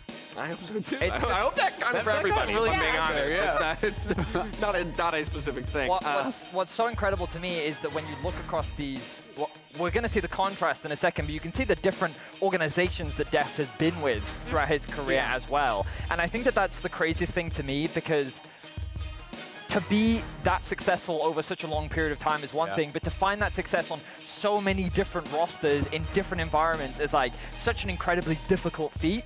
It's just, it goes to show how insanely talented this young man is. Absolutely, and I mean, there's no arguments that can be made while you're just on this really successful organization. That's why you've had all this success. You know, he has been a part of so many different rosters, always been able to make it to Worlds, always been able to perform Unlike at that high Faker, level. he's just been on T1, right? Exactly. It's just... Well, what's funny is I actually think it proves the same point when you're the only person on the team for the entirety of the, then it does kind of prove kind of the same thing of like, oh yeah, you are a large piece of the reason why that organization has found so much success. Yeah, and I just want to compare it to Faker's 2013 teammates. Quick thing I did want to mention, as we see, like, obviously Bengi coming in to coach T1 after their comparatively to expectations shaky summer. I did want to point out that the years he's inactive, he was doing his mandatory South Korean military service. Exactly that, and so in his first opportunity, jumps back into the LCK. 6 now as coaches a coach, so I mean, he alongside Faker here is playing for coaching for his 4th world title. But for a deeper understanding of the history between these two players, we are going to be joining Shox and the LCK's G-Sun. Thank you so much, Dash. I'm here with G-Sun, and many people may not know that besides being a top-notch interviewer and translator here at Worlds, G-Sun's actually also a producer over at the LCK, so I feel like you're the perfect person to ask about Deft and Faker. Thank you for having me up here. I think I'm so blessed to watch this historical matchup of Faker versus Deft, especially Deft getting denied for so many times internationally, and he finally made his way up to the finals. So what can we ask for more? What can we ask for more? And there's such an interesting personal history between the two, kind of. Can you let us in on kind of how they knew but missed each other in high school? So they went to the same high school, Mapo High School, and then, they didn't graduate, obviously, because a lot of Korean professional players actually quit before they graduate. So they also joke about it. Technically, we're not actually graduated from the Mapo High School, but still, we call this the Mapo Derby. Yeah. We actually, I heard we invited some Mapo High School students over to LoL Park for the viewing party to enjoy the moment together. But the fun fact is that Faker and Deft didn't know each other when they were in high school. Especially Faker was already like ranked #1 in the ladder, and Deft was like challenger, but he couldn't even brag about it because like his friends would go like, come on, dude, there's a rank 1 player in our high school. Like, why would you brag up being challenger? So yeah. I thought that was a really fun story. That is really funny, and it's, I guess, even well, funnier, but not for Deft. When you look at kind of how everything evolves, right? Because FLICKR goes on to be the icon of League of Legends, and Deft is very, very successful, but he's just not winning a world championship like FLICKR is. I looked into a lot of stats and personal record of FLICKR, like what kind of historical milestones he has been making, and it was like he played the most games in the LCK, he got the most kills, second most assists followed, but I think his first place was Gorilla, and then FLICKR is like second. Yeah. Crazy. And then most of the rankings were actually followed up by Deft. He was also in the second place for like games played, kills achieved. It's really crazy because Deft actually spent his time in the LPL, now he's back in the LCK, and he's actually on top of most of the standings. That is incredible when you think about that, and it's so cool that we have this storyline. I know that besides it being your job, you're also just a fan of these teams and of League of Legends in general. So how much are you looking forward to the Deft FLICKR story and the DRX T1 matchup? I mean, this is such an honorable matchup for the LCK League itself, so I'm so happy, you know, just being an LCK producer and having this matchup at finals, it's a bless for me. And just, I'm so happy that so many LCK fans were actually waiting for FLICKR and Deft to actually climb higher in international tournaments, because they have always heard about their reputation, how great they were, but they actually started watching League recently. Most of them, you know, also joined recently, like past 1-2 years, and they haven't actually seen them, you know, winning Worlds, winning MSI, so I'm pretty sure all of the LCK fans will be happy after tonight. Oh, the newer generation might not even have seen FLICKR win his world championship. That's crazy. Thank you so much, Ji-sun. We'll see each other later at the end of the day for the winner interview, and back over to you, Dash. Thank you so much, Shox. Thank you so much, Ji-sun. I love that point that they left on, the idea that there are probably a number of fans out there who are watching this World Championship, maybe started watching 2, 3, 4 years ago. They don't necessarily see FLICKR and Deft as the monoliths that we see them as. Yeah, and FLICKR really has had 2, 3, 4 players' career worth of moments. That's true. Like literally, he did the back-to-back World Championships in 2015, 2016, lost a World Final in 2017, and we're like, oh yeah, he'll be back. That was half a decade ago. It's crazy. But he found his way back. He found his way back. Was he back? But here, so more stats, some notable FLICKR records, most world titles at 3. By the way, no other active player has more than 1. So that's an insane stat in itself. 5 finals appearances, 81 Worlds wins in 110 Worlds games with 385 Worlds kills. All these stats, by the way, are most. These aren't second place stats or like he's kind of near the top. This is FLICKR rules. The roll would never end. 5 MSI appearances, 327 MSI kills, 83 MSI games. So you make that 193 MSI and Worlds games combined. 10 LCK titles, 778 wins. And look at the stats that we have coming up here at the end. The youngest and oldest mid laner to win LCK. That's dope. That's a legend. That's a legend right there. I don't think that will ever happen again. Unless it's FLICKR winning again. Right. Well, right. Yeah, he'll continually update the oldest of Win LCK. Yeah, that is a tough accolade to take down. I mean, because it's going to require you to have a 10-year career, well, I mean, essentially at minimum. You basically you look at players like Jackie Love, who were like 17 in their first year when they went. And we now need to see like. Many more years' time. Many more years' time. Jackie Love can so win mark your titles. calendars for many more years from now, and we'll check Jackie back Love, that's the guy to watch. There's a couple of players that are stepping onto the stage today that we actually haven't had an opportunity to talk about too much yet so far in our 2-hour pre-show. And I'm going to hand things over to Emily to discuss these 2 players in another installment of Draw My Life. Yeah, so this is Draw Our LCK Lives. DRX Pioshik and T1 Keria, 2 of the newer players on each of these teams. At the end of the 2019 competitive season, jungler Pioshik and support Keria were moved up from DRX Academy to the main roster for 2020 spring. Pioshik at the time was known as a Kindred One Trick, and he was also a streamer when he was initially scouted off the ladder by then DRX coach CBMax. So a lot of people were kind of like, okay, where's this guy coming from? By contrast, Keria's debut was actually very highly anticipated. He already had a significant pre-debut following before becoming an LCK Pro player. In their first season with DRX in 2020, alongside Doran, Chovy, and Def, was fairly successful but fell short of team expectations. They did make Worlds, but they were eliminated in the quarterfinals by eventual world champions Tamwon, and then at the end of the year, Keria left DRX for T1. Keria quickly became a very prodigious support talent due to his mechanics and willingness to initiate fights for his team, turning entire games in T1's favor. There you see Tom Kench, famous engaged support champion. Meanwhile, in 2021 LCK Summer, as Azale already previously mentioned, Pyosik and current DRX top laner Kingen were on a 10th place team that finished with a dismal 2-16 record, and now they're at Worlds Finals.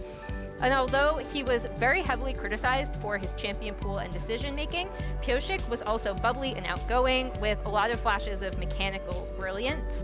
As recently as their regional qualifier, Pyosik was regularly benched for DRX's other jungler, Juhan, and Juhan also played in 3 games at this very World Championship before Pyosik took over the starting spot definitively. By contrast, Keria's prowess and fame has only grown through T1's historic undefeated spring split, firmly establishing himself as one of, if not the best support in the world. And then, as recently as DRX's semifinals press conference, Def actually joked on 2020 DRX, Keria had promised him a Worlds trophy, and now is the time to deliver on that promise. I'm not convinced it was a joke, if I'm being honest. I think, no, he's holding him to that promise. I just think such a cool small anecdote is the fact that Pyosik, starting out as a streamer, he said he used to complain about the fact that there wasn't a lot of Kindred skins, and people were like, well, go win one. Go win Worlds and make a Kindred skin. And he's at the World Finals now. 3 wins away. 3 wins away. And also, for those of you who don't know, Emily draws all of those herself. It's super impressive that she's doing that plus narrating. I have not done mine, but I have an add-on. So this one is T1. Yeah, draw T1 spring to summer. FLICKR raising up the team to getting carried. Photorealistic. This is actually amazing. It's amazing. I love this. T1. So that's almost as good as that. I was going to say,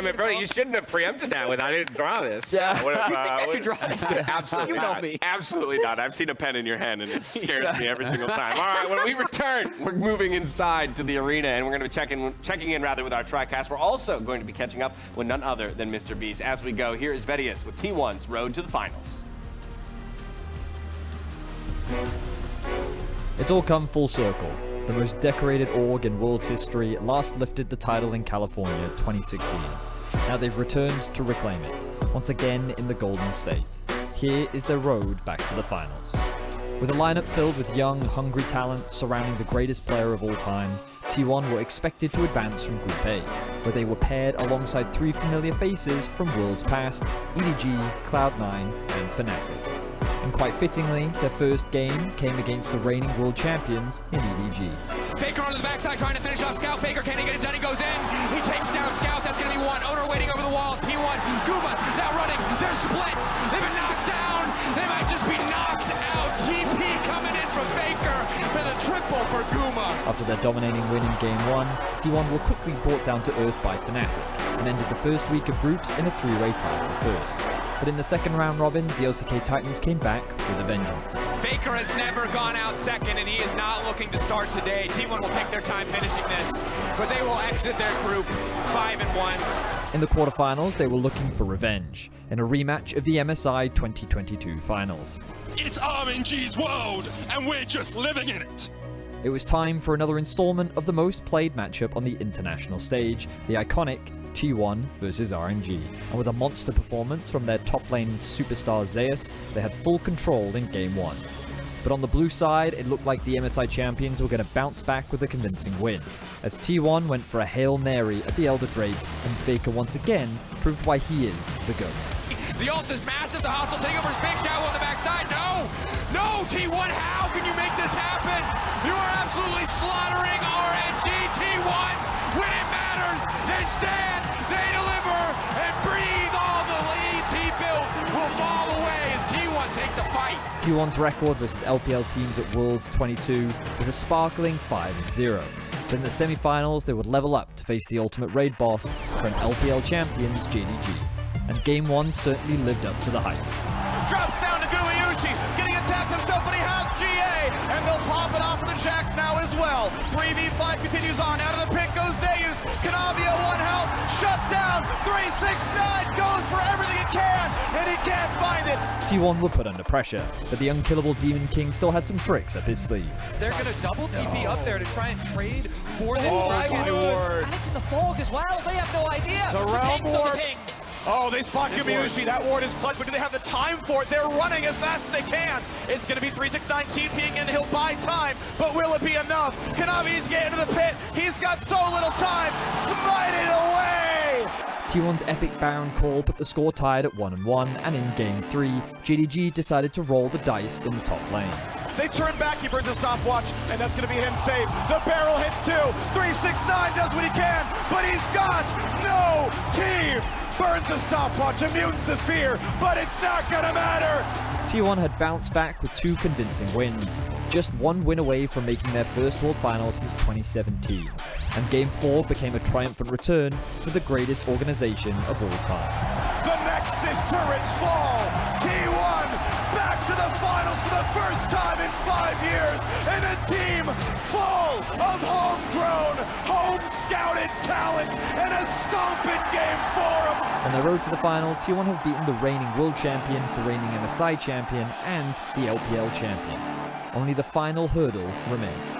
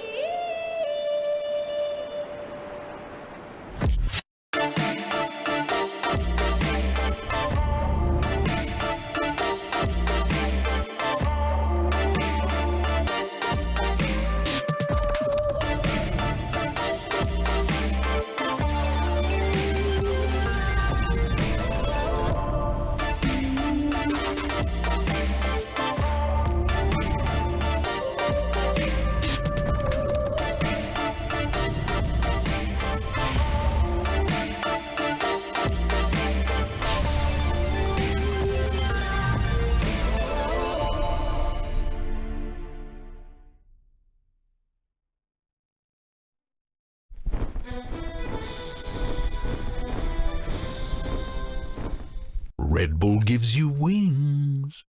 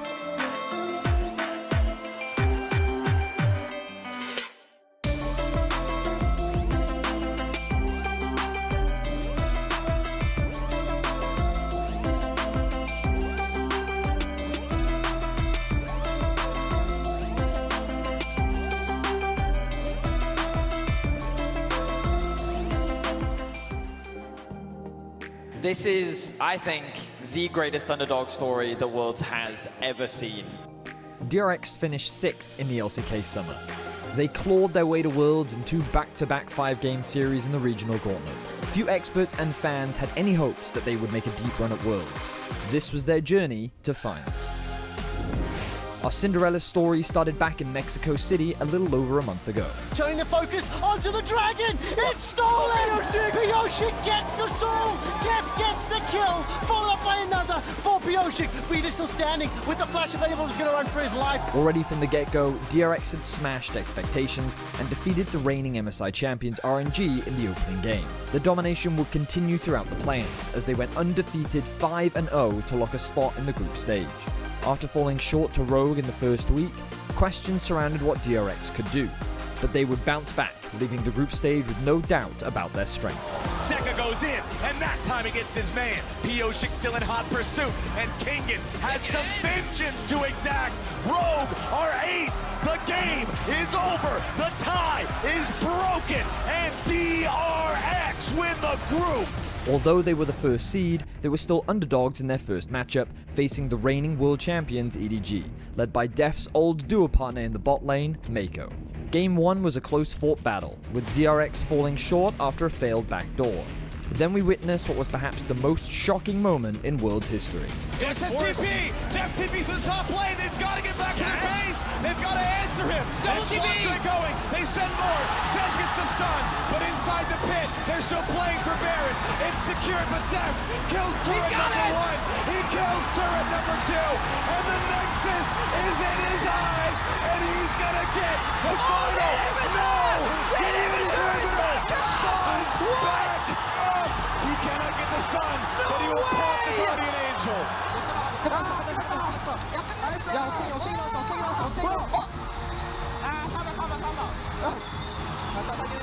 DRX had suffered the hardest loss anyone has had to endure, and were facing elimination in Game 3.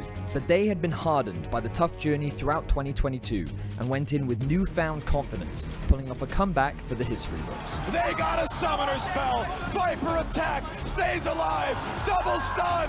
Deft will not fall! Zeka will not allow it!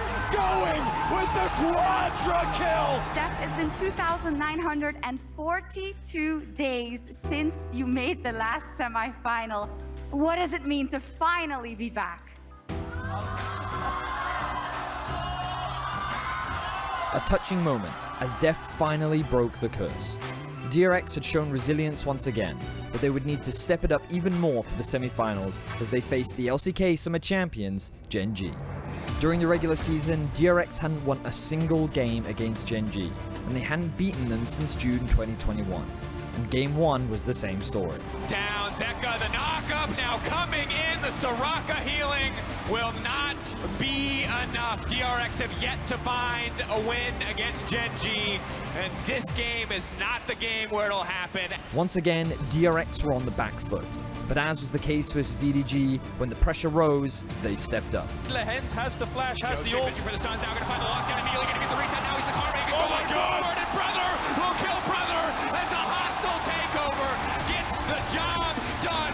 8 years ago, Def fell to his sister team in Samsung White, but today, in the face of insurmountable odds, he stands tall. The last dance goes on. The stage is set. It is one final chapter. It is one more page in the legacy of Deft. He has one chance to kill the king, and today he did not miss.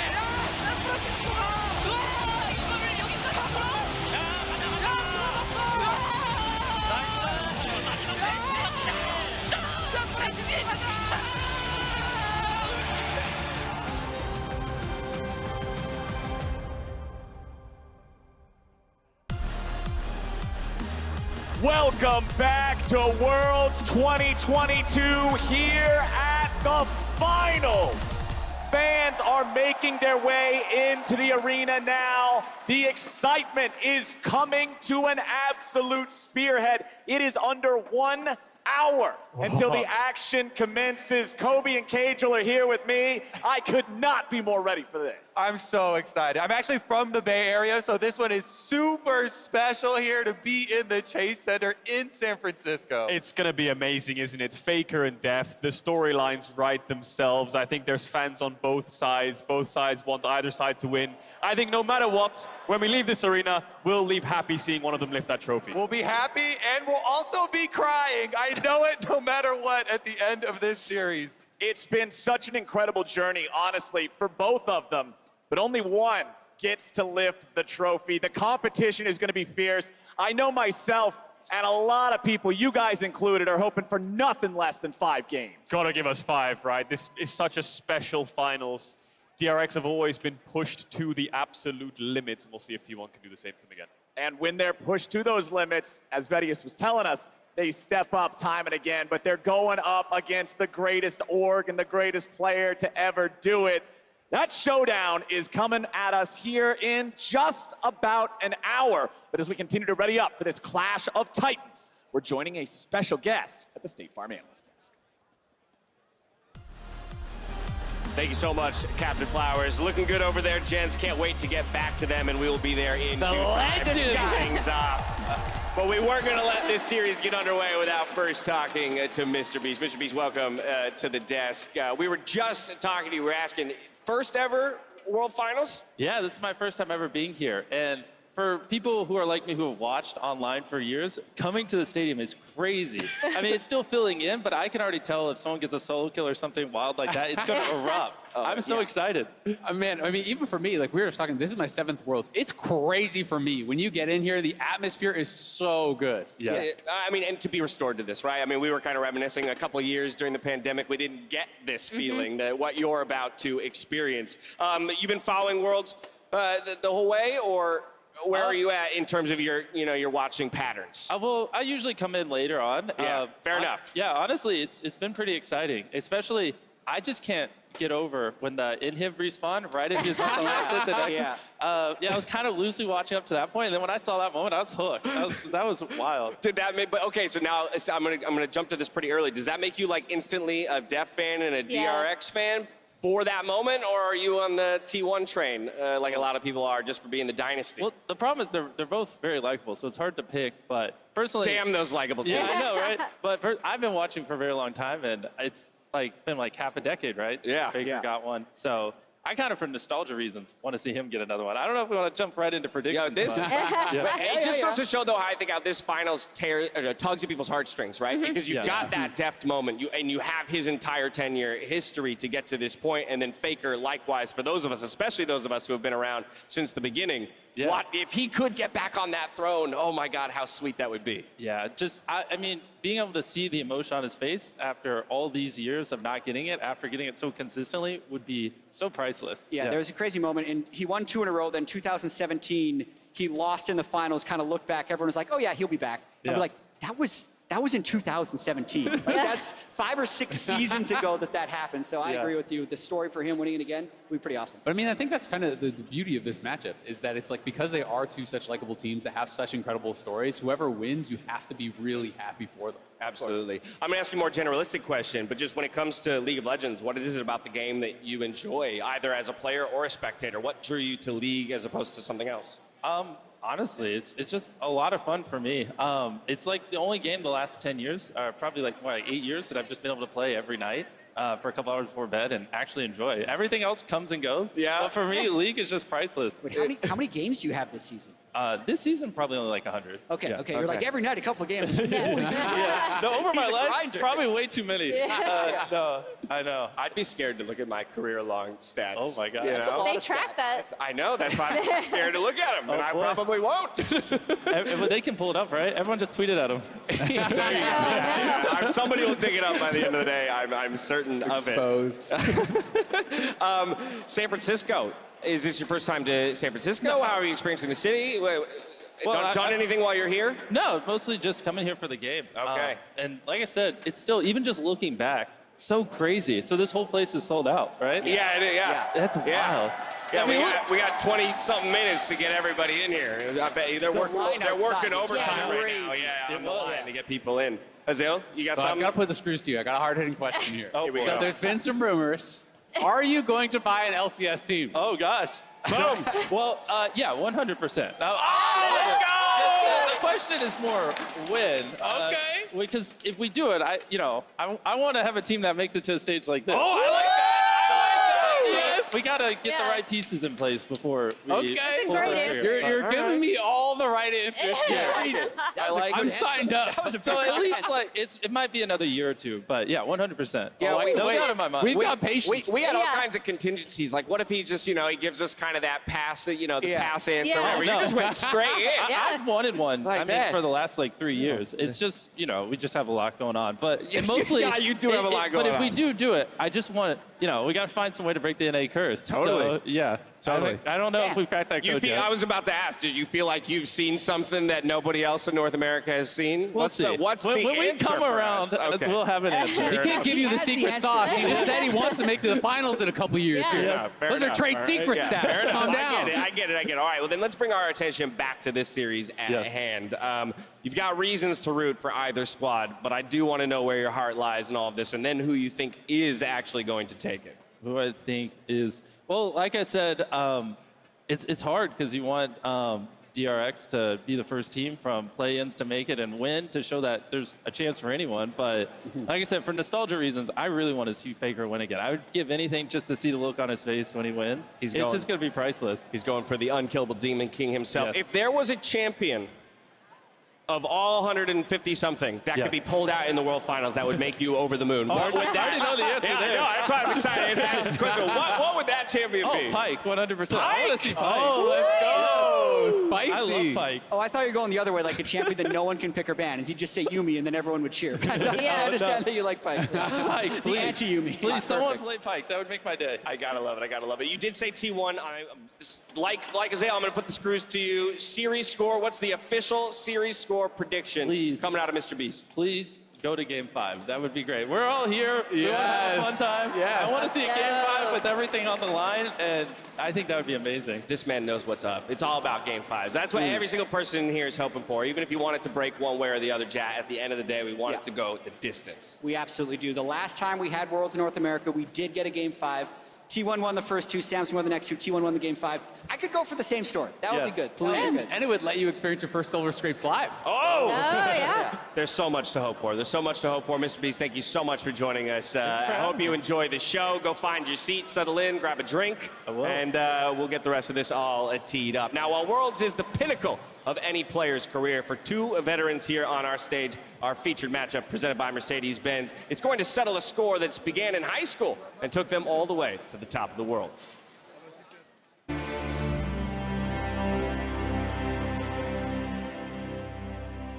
In certain sports, you have one person that stands at the peak of discipline and talent.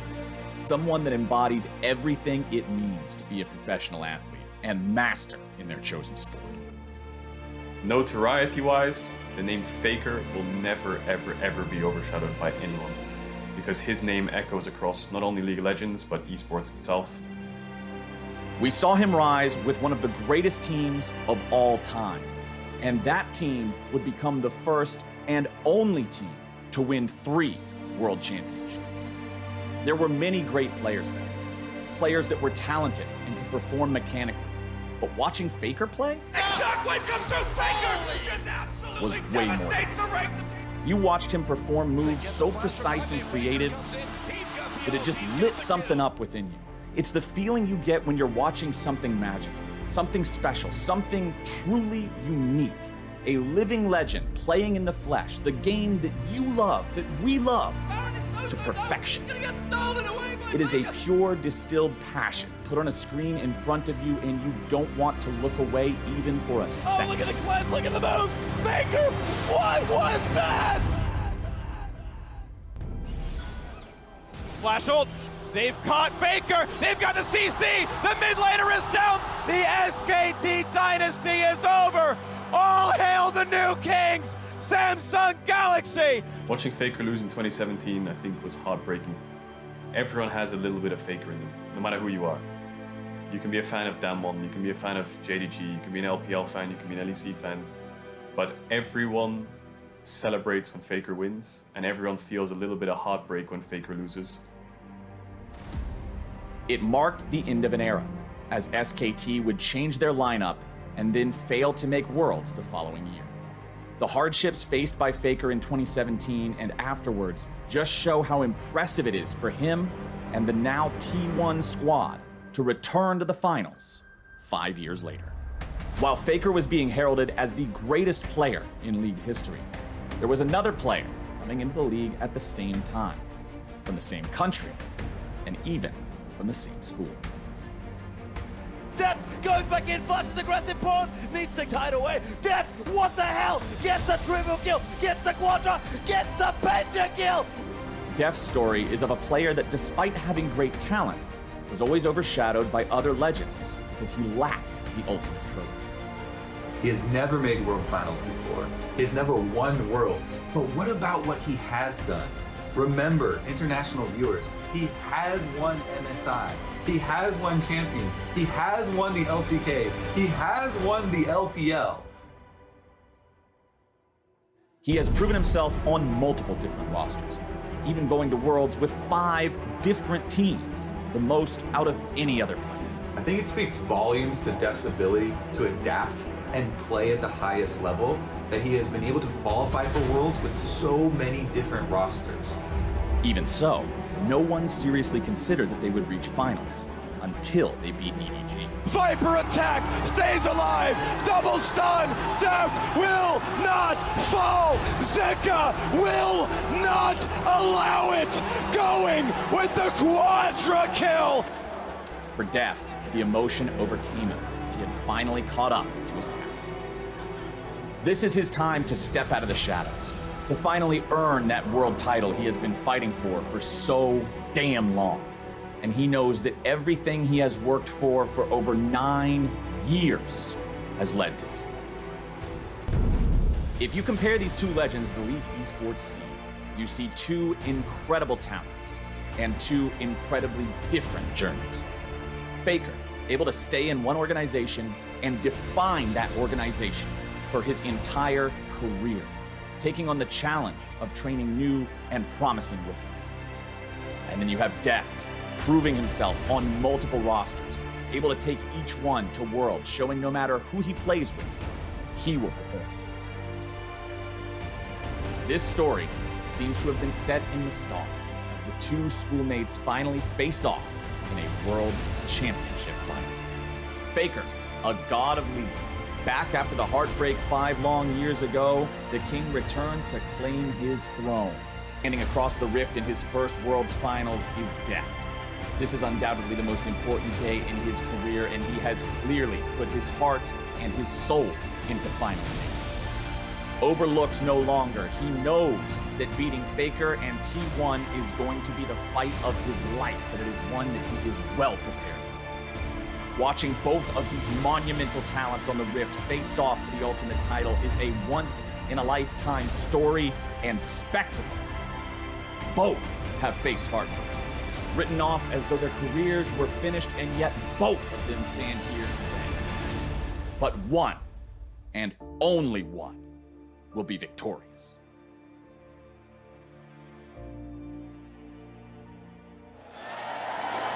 Wow. Welcome back to the Chase Center.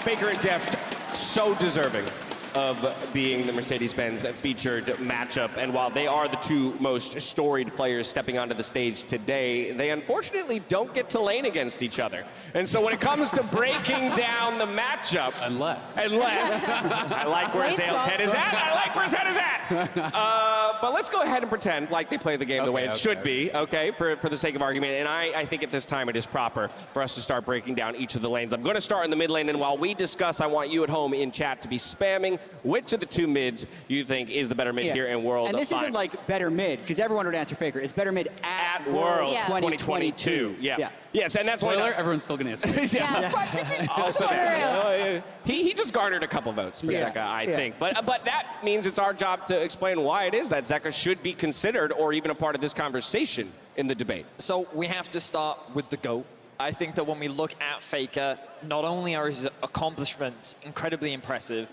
but his talents are something that you just can't afford to underestimate. The man, regardless of the season, the meta, the era, he always finds a way to have an impact. And early on in his career, it was about solo kills. It was about him being the superstar rather. And as he has grown as a player and as we've grown with him, we've watched him evolve his playstyle into not just being that, but being the heavy roamer, being able to play the team fights. It feels like that there is no element of the game that FLICKR cannot play right now. Yeah, and one of the craziest things about FLICKR to me is acknowledging just how insanely difficult it is to win a world championship.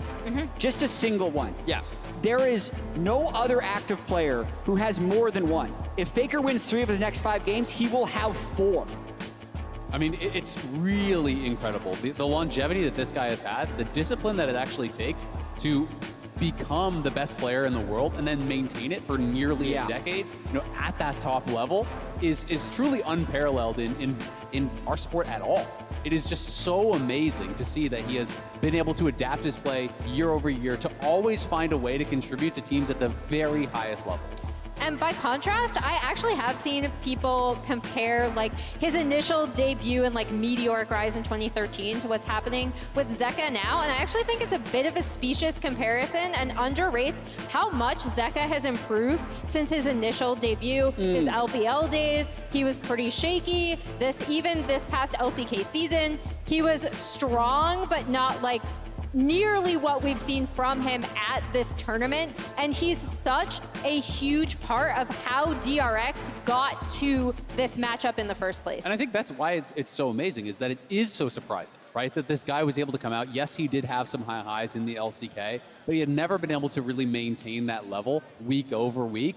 And for him to be able to come to Worlds and not only show us his highest level, but to be able to, I think, eclipse what he has shown us before, and then maintain it against the best players in the world, game after game after game after game, it is just astounding to see this player bring that level to Worlds. And it's one thing to be good. There are a lot of good mid laners at this tournament, right? But this All man, of them. he had, yeah. He had 11 solo kills. 11 at the World Championship. Like, some people will sit there and they'll try to brush that off as, oh, I mean, who hasn't had a solo kill? Most of the pro players in this tournament. Like, he has 11 against some of the best mids in the world, 4 of which were against the reigning world champion in Scout. Like, that's just only a small part of what is Zeka right now at this tournament. His meteoric rise throughout this tournament, it is so difficult to really quantify how talented he has become, contrast to what his expectations were. Yeah, that solo kill number might be a small part, right? But to your point about the opponents that he's been able to do it to, that to me is the bigger piece of the puzzle, which contributes to this conversation about why he is so good. He's gone through Xiaohu, Knight, Scout, Chovy, and he's got the GOAT left. Yeah, and Lawson. And I'm sorry. I got you. Nicely done. Way to sneak him. This has been the path. This has been the path for Zeka here. Grim Zeka on his way to the World Championship. He's got one more door he's knocking on, but he's got some pretty fierce competition behind him. Unreal. It's a tough door to open, that last one, but if you can. And this is something that has been so impressive to me, is that Zeka, people try to encapsulate him as, first, okay, well, he's maybe just a good melee player. Maybe he can play this matchup or that matchup. But when he played against Chovy, he was able to create massive lane advantages game over game over game. And he did it in a way that, to me, was so impressive because it was through the fundamentals. He's constantly applying Airy. He's constantly applying Scorch.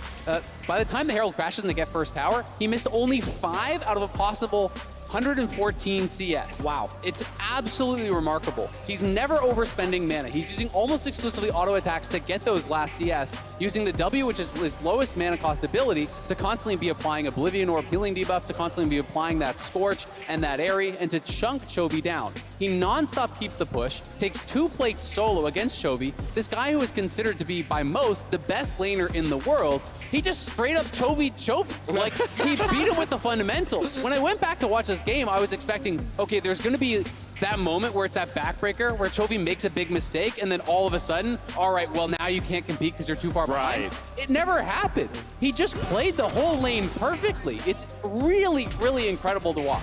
And this was actually so important to DRX taking this game, right? Because if you remember, they had the Kate Lux pushing bot lane that they wanted to get ahead, and then they messed that up a little bit, and it was off of Zeka's mid pressure that they're able to get the Rift Herald that's going to come in and crash, and they were able to take over the game from there. And I saw a lot of people hand-waving, well, it's the matchup. Ahri's supposed to win. So I went and I actually looked. The global average at 10 minutes, Ahri, across all pro play, is up on average 3 CS. So as the tower gets killed right here, this is about 10-15 into the game, he is up 27 CS and 940 gold. Just move the decimal. It's really close to the matchup.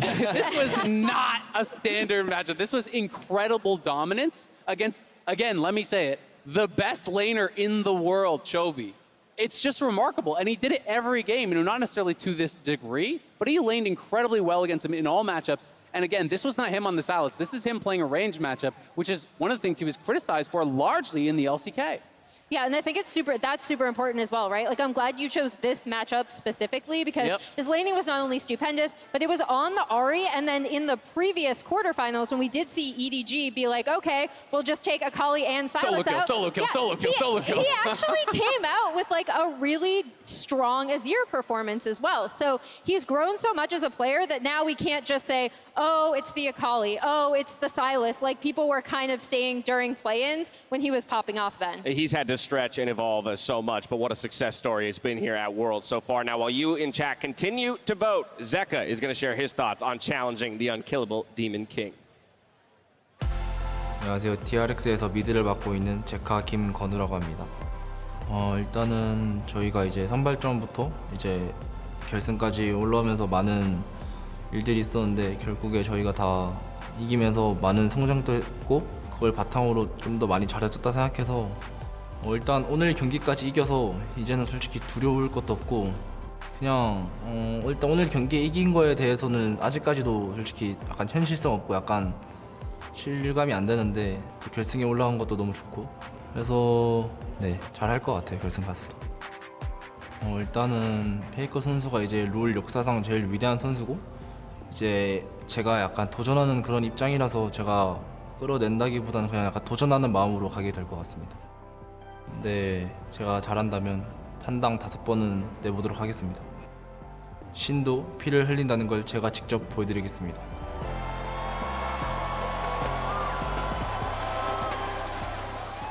The confidence in this guy.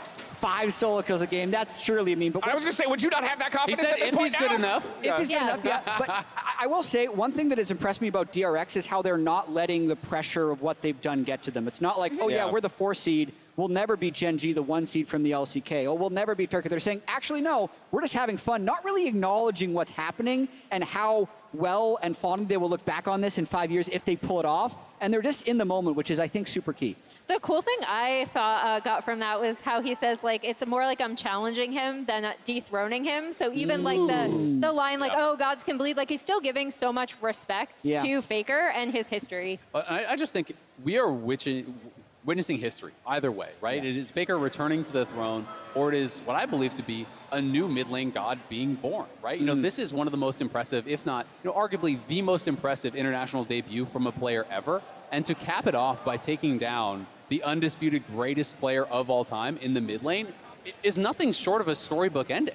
I just keep having this image of the Rise music video where Ambition mounts the tower and then he sees FLICKR there and now it is a new challenger inside the arena and it's still with FLICKR on his Rise. That is how he qualified for the final, right? Like the storyline is too perfect and Zeka is setting us up for the perfect, I mean, depending on your perspective, either the protagonist or antagonist. Right. Ambition had to climb a mountain. Zeka just had to enter the arena. But either way, they are set up to do battle here in some sort of a coliseum. Those planes took him a long way. That's true. Who's to say he wasn't flying them? You're right. Yeah, I have no evidence one way or the other. Let's take a look at what chat had to say when it came to these two mid laners, FLICKR and Zeka. You know what? Closer. While this goes to expectation in terms of which player would get the majority of the vote, chat, you were concerned that this was going to be a landslide here. We did a lot of Zeka campaigning just now, and I think collectively as Ale, especially with the laning, it was very good job. You should have a future in politics, but it's 2/3 of the vote for FLICKR. Does make sense. Massive. I thought it would be almost 80-20. because of his reputation and because of how many people want him to win, but it also shows the power of the underdog story. There are so many DRX signs, DRX chants. I don't think these are all like, yeah, I was really supporting them when they were 9-9 in the LCK. It's because of their run so far at Worlds that they've gained these fans. And let's not forget that it wasn't like it was an easy road for FLICKR to this point either, right? Well, I say it not an easy road. Of course, in terms of results, 3-0, 3-1, top the groups, like, FLICKR still had to prove himself that he is not washed. He is not just a name that cannot play the game. The reactions that we saw from him, the decision-making that we saw from him in his semifinals against JDG. Like, Kobe and I were laughing about it in the cast because he was still stop-watching the Malphite ultimates, right? He was still flashing and reacting to plays like he was back, like he was young again, right? And the man hasn't lost any reflexes, and the depth in his champion pool. There are only good things to say about this man, and it is not as like Zeka is coming in as the favorite. Zeka has had to prove that he is at the level to challenge the god that is FLICKR. Yeah, FLICKR is without a doubt a different player than he was 10 years ago, you know, when he started playing League of Legends, but he is still the greatest player in League of Legends history. We're going to step away for a brief moment. When we return, though, we're diving deeper into this historic matchup, so don't go anywhere.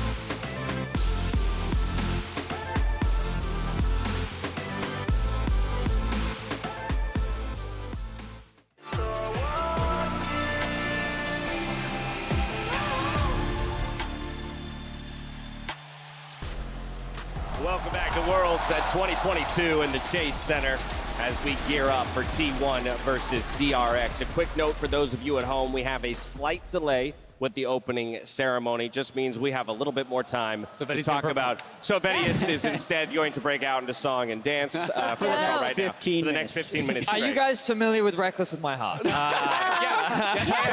I think Ender's in the crowd. Let's get him up here. Let's start going. I have no musical talent, so I'll be no help in that. I can be in the background going like this, I just need fake drummers and fake bass player, and I'm good. I'll do the fake bass. Someone give me a triangle. Dude, Emily as a bassist would be dope. I would love to see that. All right, let's dive back into it. We talked a whole bunch about the mid laners. Let's jump over to the other solo lane. It's Zeus, versus Kingen. And we teed this up a little bit earlier, Vedius, kind of talking about how, you know, for Zeus, he's exploded onto the scene, right? And there's been so much expectation, and to a large degree, he's been living up to it here at the World Championship. For Kingen, a little bit longer of a road, a little bit more tumultuous. I think that, as you rightly said, Zeus just kind of came onto the scene and everyone was paying attention to him, and you're going to get to watch back this incredible play from him and just the mechanical excellence that he's demonstrated at this World Championship. Just the precision of sidestepping, absolutely every ability, and flashing at just the right time. Exquisite from Zeus. But I also think even being in this situation in the first place is a difference in style from the T1 that played 6 years ago, where they were on the weak side. He still took a fight. That made him low, so that made him diveable. Instead of just saying, hey, they're on your side of the map, play safe, T1 and Zeus specifically take so many risks because they have the confidence that they are better. And I think it's so cool that you point that out, because that was considered the LPL style of playing League of Legends, right? And for a number of years, it had been the LCK trying to catch up as a region. And we are seeing that evolution of these teams, that they're having confidence in this new era of extremely mechanically gifted players. That's highlighted on both teams, honestly, because they know that, yes, they can play the map and they can make the smart moves, but they can also outplay you in the 2v2s. They can also outplay you in the 2v3s, and they're not going to back down from the challenge when it presents itself. And I think that Zeus, this tournament, was already hyped up to be one of the best top laners in the world. And the expectation was he would have an opportunity to prove himself and see how he stack ranks against the world. And the fact that we were given that matchup against 369, that was, in my opinion, two of the best top lane performances that we've ever seen in a single matchup. Like, 369 was giving absolutely everything that he had, and Zeus was there, and they were going back and forth consistently throughout the series. Now, all that said, Kingen, not to be outdone, kind of reminded everybody that, you know, while Zeka might be racking up solo kills in the mid lane, I can do similar things up there in the top lane, and sometimes on more unlikely champions. Yeah. Is an Ornn solo kill worth more than a Yone solo kill? I think it is, actually. The gold value on an Ornn out of a solo kill is actually probably more useful. I don't know. Ornn is great. That's what I just said. Do we have the clip? Yeah, I said Ornn is great. I think we got the clip. We should have the clip of Kingen ultimately having an incredible semifinals. Has anyone seen the clip? We're looking for a clip. Okay, we found the clip. We found the clip. This was Kingen stepping up in a way that I think many people didn't expect. Like, his performance in this semifinals was incredible, and this is another clip that we were able to pick up. Look at Kingen and his setup of the play here. The 3-man barrel into the perfect team fight. The 5-man Varus ultimate off the back of that as well just demonstrates how DRX have evolved as a team. That top side of the map was not as reliable as it has been so far at this World Championship, and it feels like the DRX just have more options of where they can play through on the map.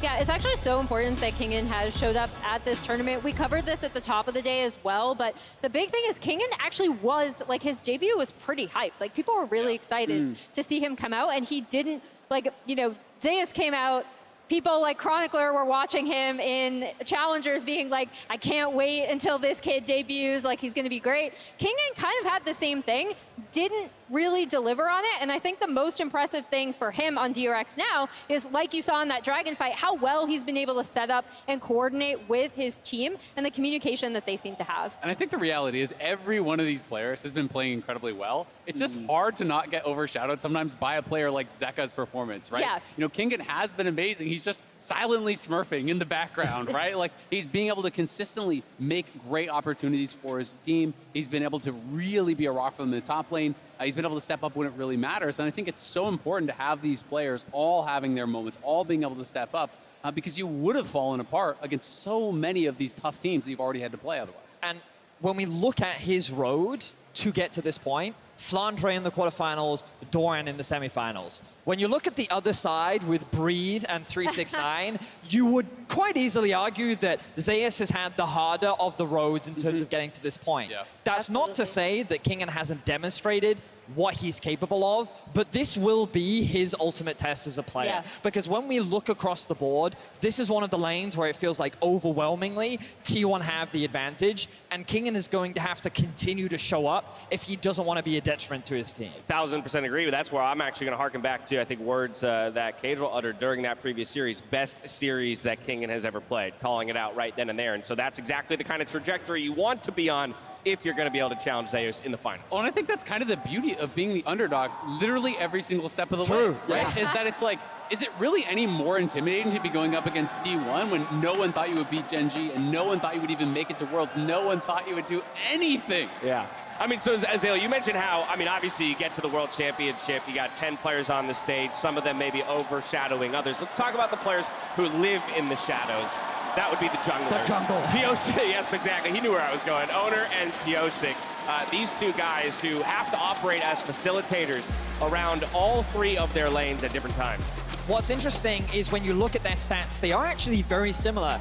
Kill participation at 14, their K+A in the early game, their overall CSD is where you see slight differences, in the jungle proximity is where you really start to see the stark contrast. But the main reason for this is because these two junglers offer very similar roles for their teams. Often they'll look to try and get early ganks, they prioritize on trying to get their laners ahead, but that's not to say that they can't be carried themselves. When we look at the champions that they actually bring onto the Rift, one of the biggest differences that we see between the two of them is some of the global impact that we get from Owner and some of his individual playmaking on the Lee Sin, with the Kindred answer into the Graves for the side of Pyosik. And when he gets his hands on this champion, this is where we get to see him really be one of those big superstar carries for the team.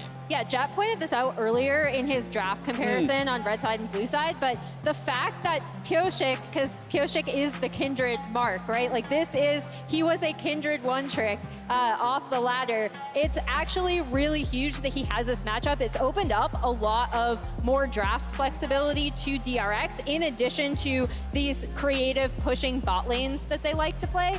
And while I don't think like either jungler is probably going to be the standout like carry performer for each team, I am looking forward to seeing how they facilitate their lanes and who has better jungle to lane communication, coordination, because I do think that both of these junglers have improved significantly in that department specifically. To me, that just speaks to the wealth of carries that we have out there on the stage, and that for each of the junglers, really it is just about facilitating those lanes. The one lane we haven't spoken about just yet there, Jat, is of course the bot lane. We got Gumayusi on one side, we have Deft on the other. Yeah, and even the story between these two, Gumayusi is still so much younger than Deft. There's almost no other AD carry as experienced in the world as Deft. And they've both had some huge moments at this World Championship, but Gumayusi in particular has had a couple game-saving team fights. He had that one against RNG, and this one in particular, where if he doesn't pull this off, maybe they don't even make it to this series. And I can't stress enough how much of a struggle kind of he and Keria had compared to expectations. Keria was pretty open about dealing with symptoms from long COVID, but then for him to come out and have such a massive teamfight performance like this in such a huge series, another part of the reason why T1 is here is because their bot lane, people are like, okay, it's spring T1 again. They're hyper aggressive. They're murdering people all over the map, and Guma is such a huge part of it. Well, I think it does not do him justice to kind of skip over the struggles that he did have. Yeah, right? absolutely. Because if you just watched MSI finals, you're coming in, you're like, yep, Guma's the best MSI. Okay, he's still the best now. Great. Right. But he didn't really, I think, fit well in the current meta that was in Summer Split. He had his struggles. There was a lot of criticism levied towards him, and coming into Worlds, he was actually one of the big question marks for T1. But he has silenced all the doubters. He is again playing at that peak level, and that is one of the big reasons that T1 is here today. On the other side of the matchup, Jat, is of course Deft, a near 10-year journey to this World Final. This play. Get caught. Well, actually, no. He's able to turn it once Barrel gives him baited the return, and they end up cleaning up this fight and taking a big lead. But this is the big thing to show the experience difference between the two players. When you look internationally, it's pretty incredible what Deft has been able to do, and the fact that he was cursed for so long of not being able to get past quarters, and then within Guma's first year, he's already at World Semis. People even touting that he's probably going to make finals. Like, must be nice. Again, it's a difference in terms of perspective, and we now get the young gun, the hot-headed, ready to go prove himself versus the veteran, the calm, the collected Deft, looking to hold his own against the Titan and aggression that Guma's bringing to the ring. Of course, they're not doing it alone, Emily. We've got to fold in our supports, the X factors for these duo lanes, Keria and Beryl. Yeah, I love both of these supports, by the way. We're going to bring up a little champion look at some of the things they both play. Like I already pointed out, Beryl actually has the most unique champion picks of any support this year at Worlds and last year at Worlds. So this is a consistent thing throughout his career. And Keria, like I said before, every champion in Keria's hands can be an engaged support. There's a reason why people call him the best support in the world. And both of these teams love the flexibility that their supports give them. And additionally, the shared champions, you'll see Soraka and Heimer there. They both love having that push in the 2v2 lane bot. And as a Dom1 fan, to see Beryl be like basically kicked from the roster, it was sad because I felt like there was criticism around his performance. Would he even be able to find a strong team? The fact that he's been able to join DRX alongside Death and have the growth that he's had, it's been incredible to watch.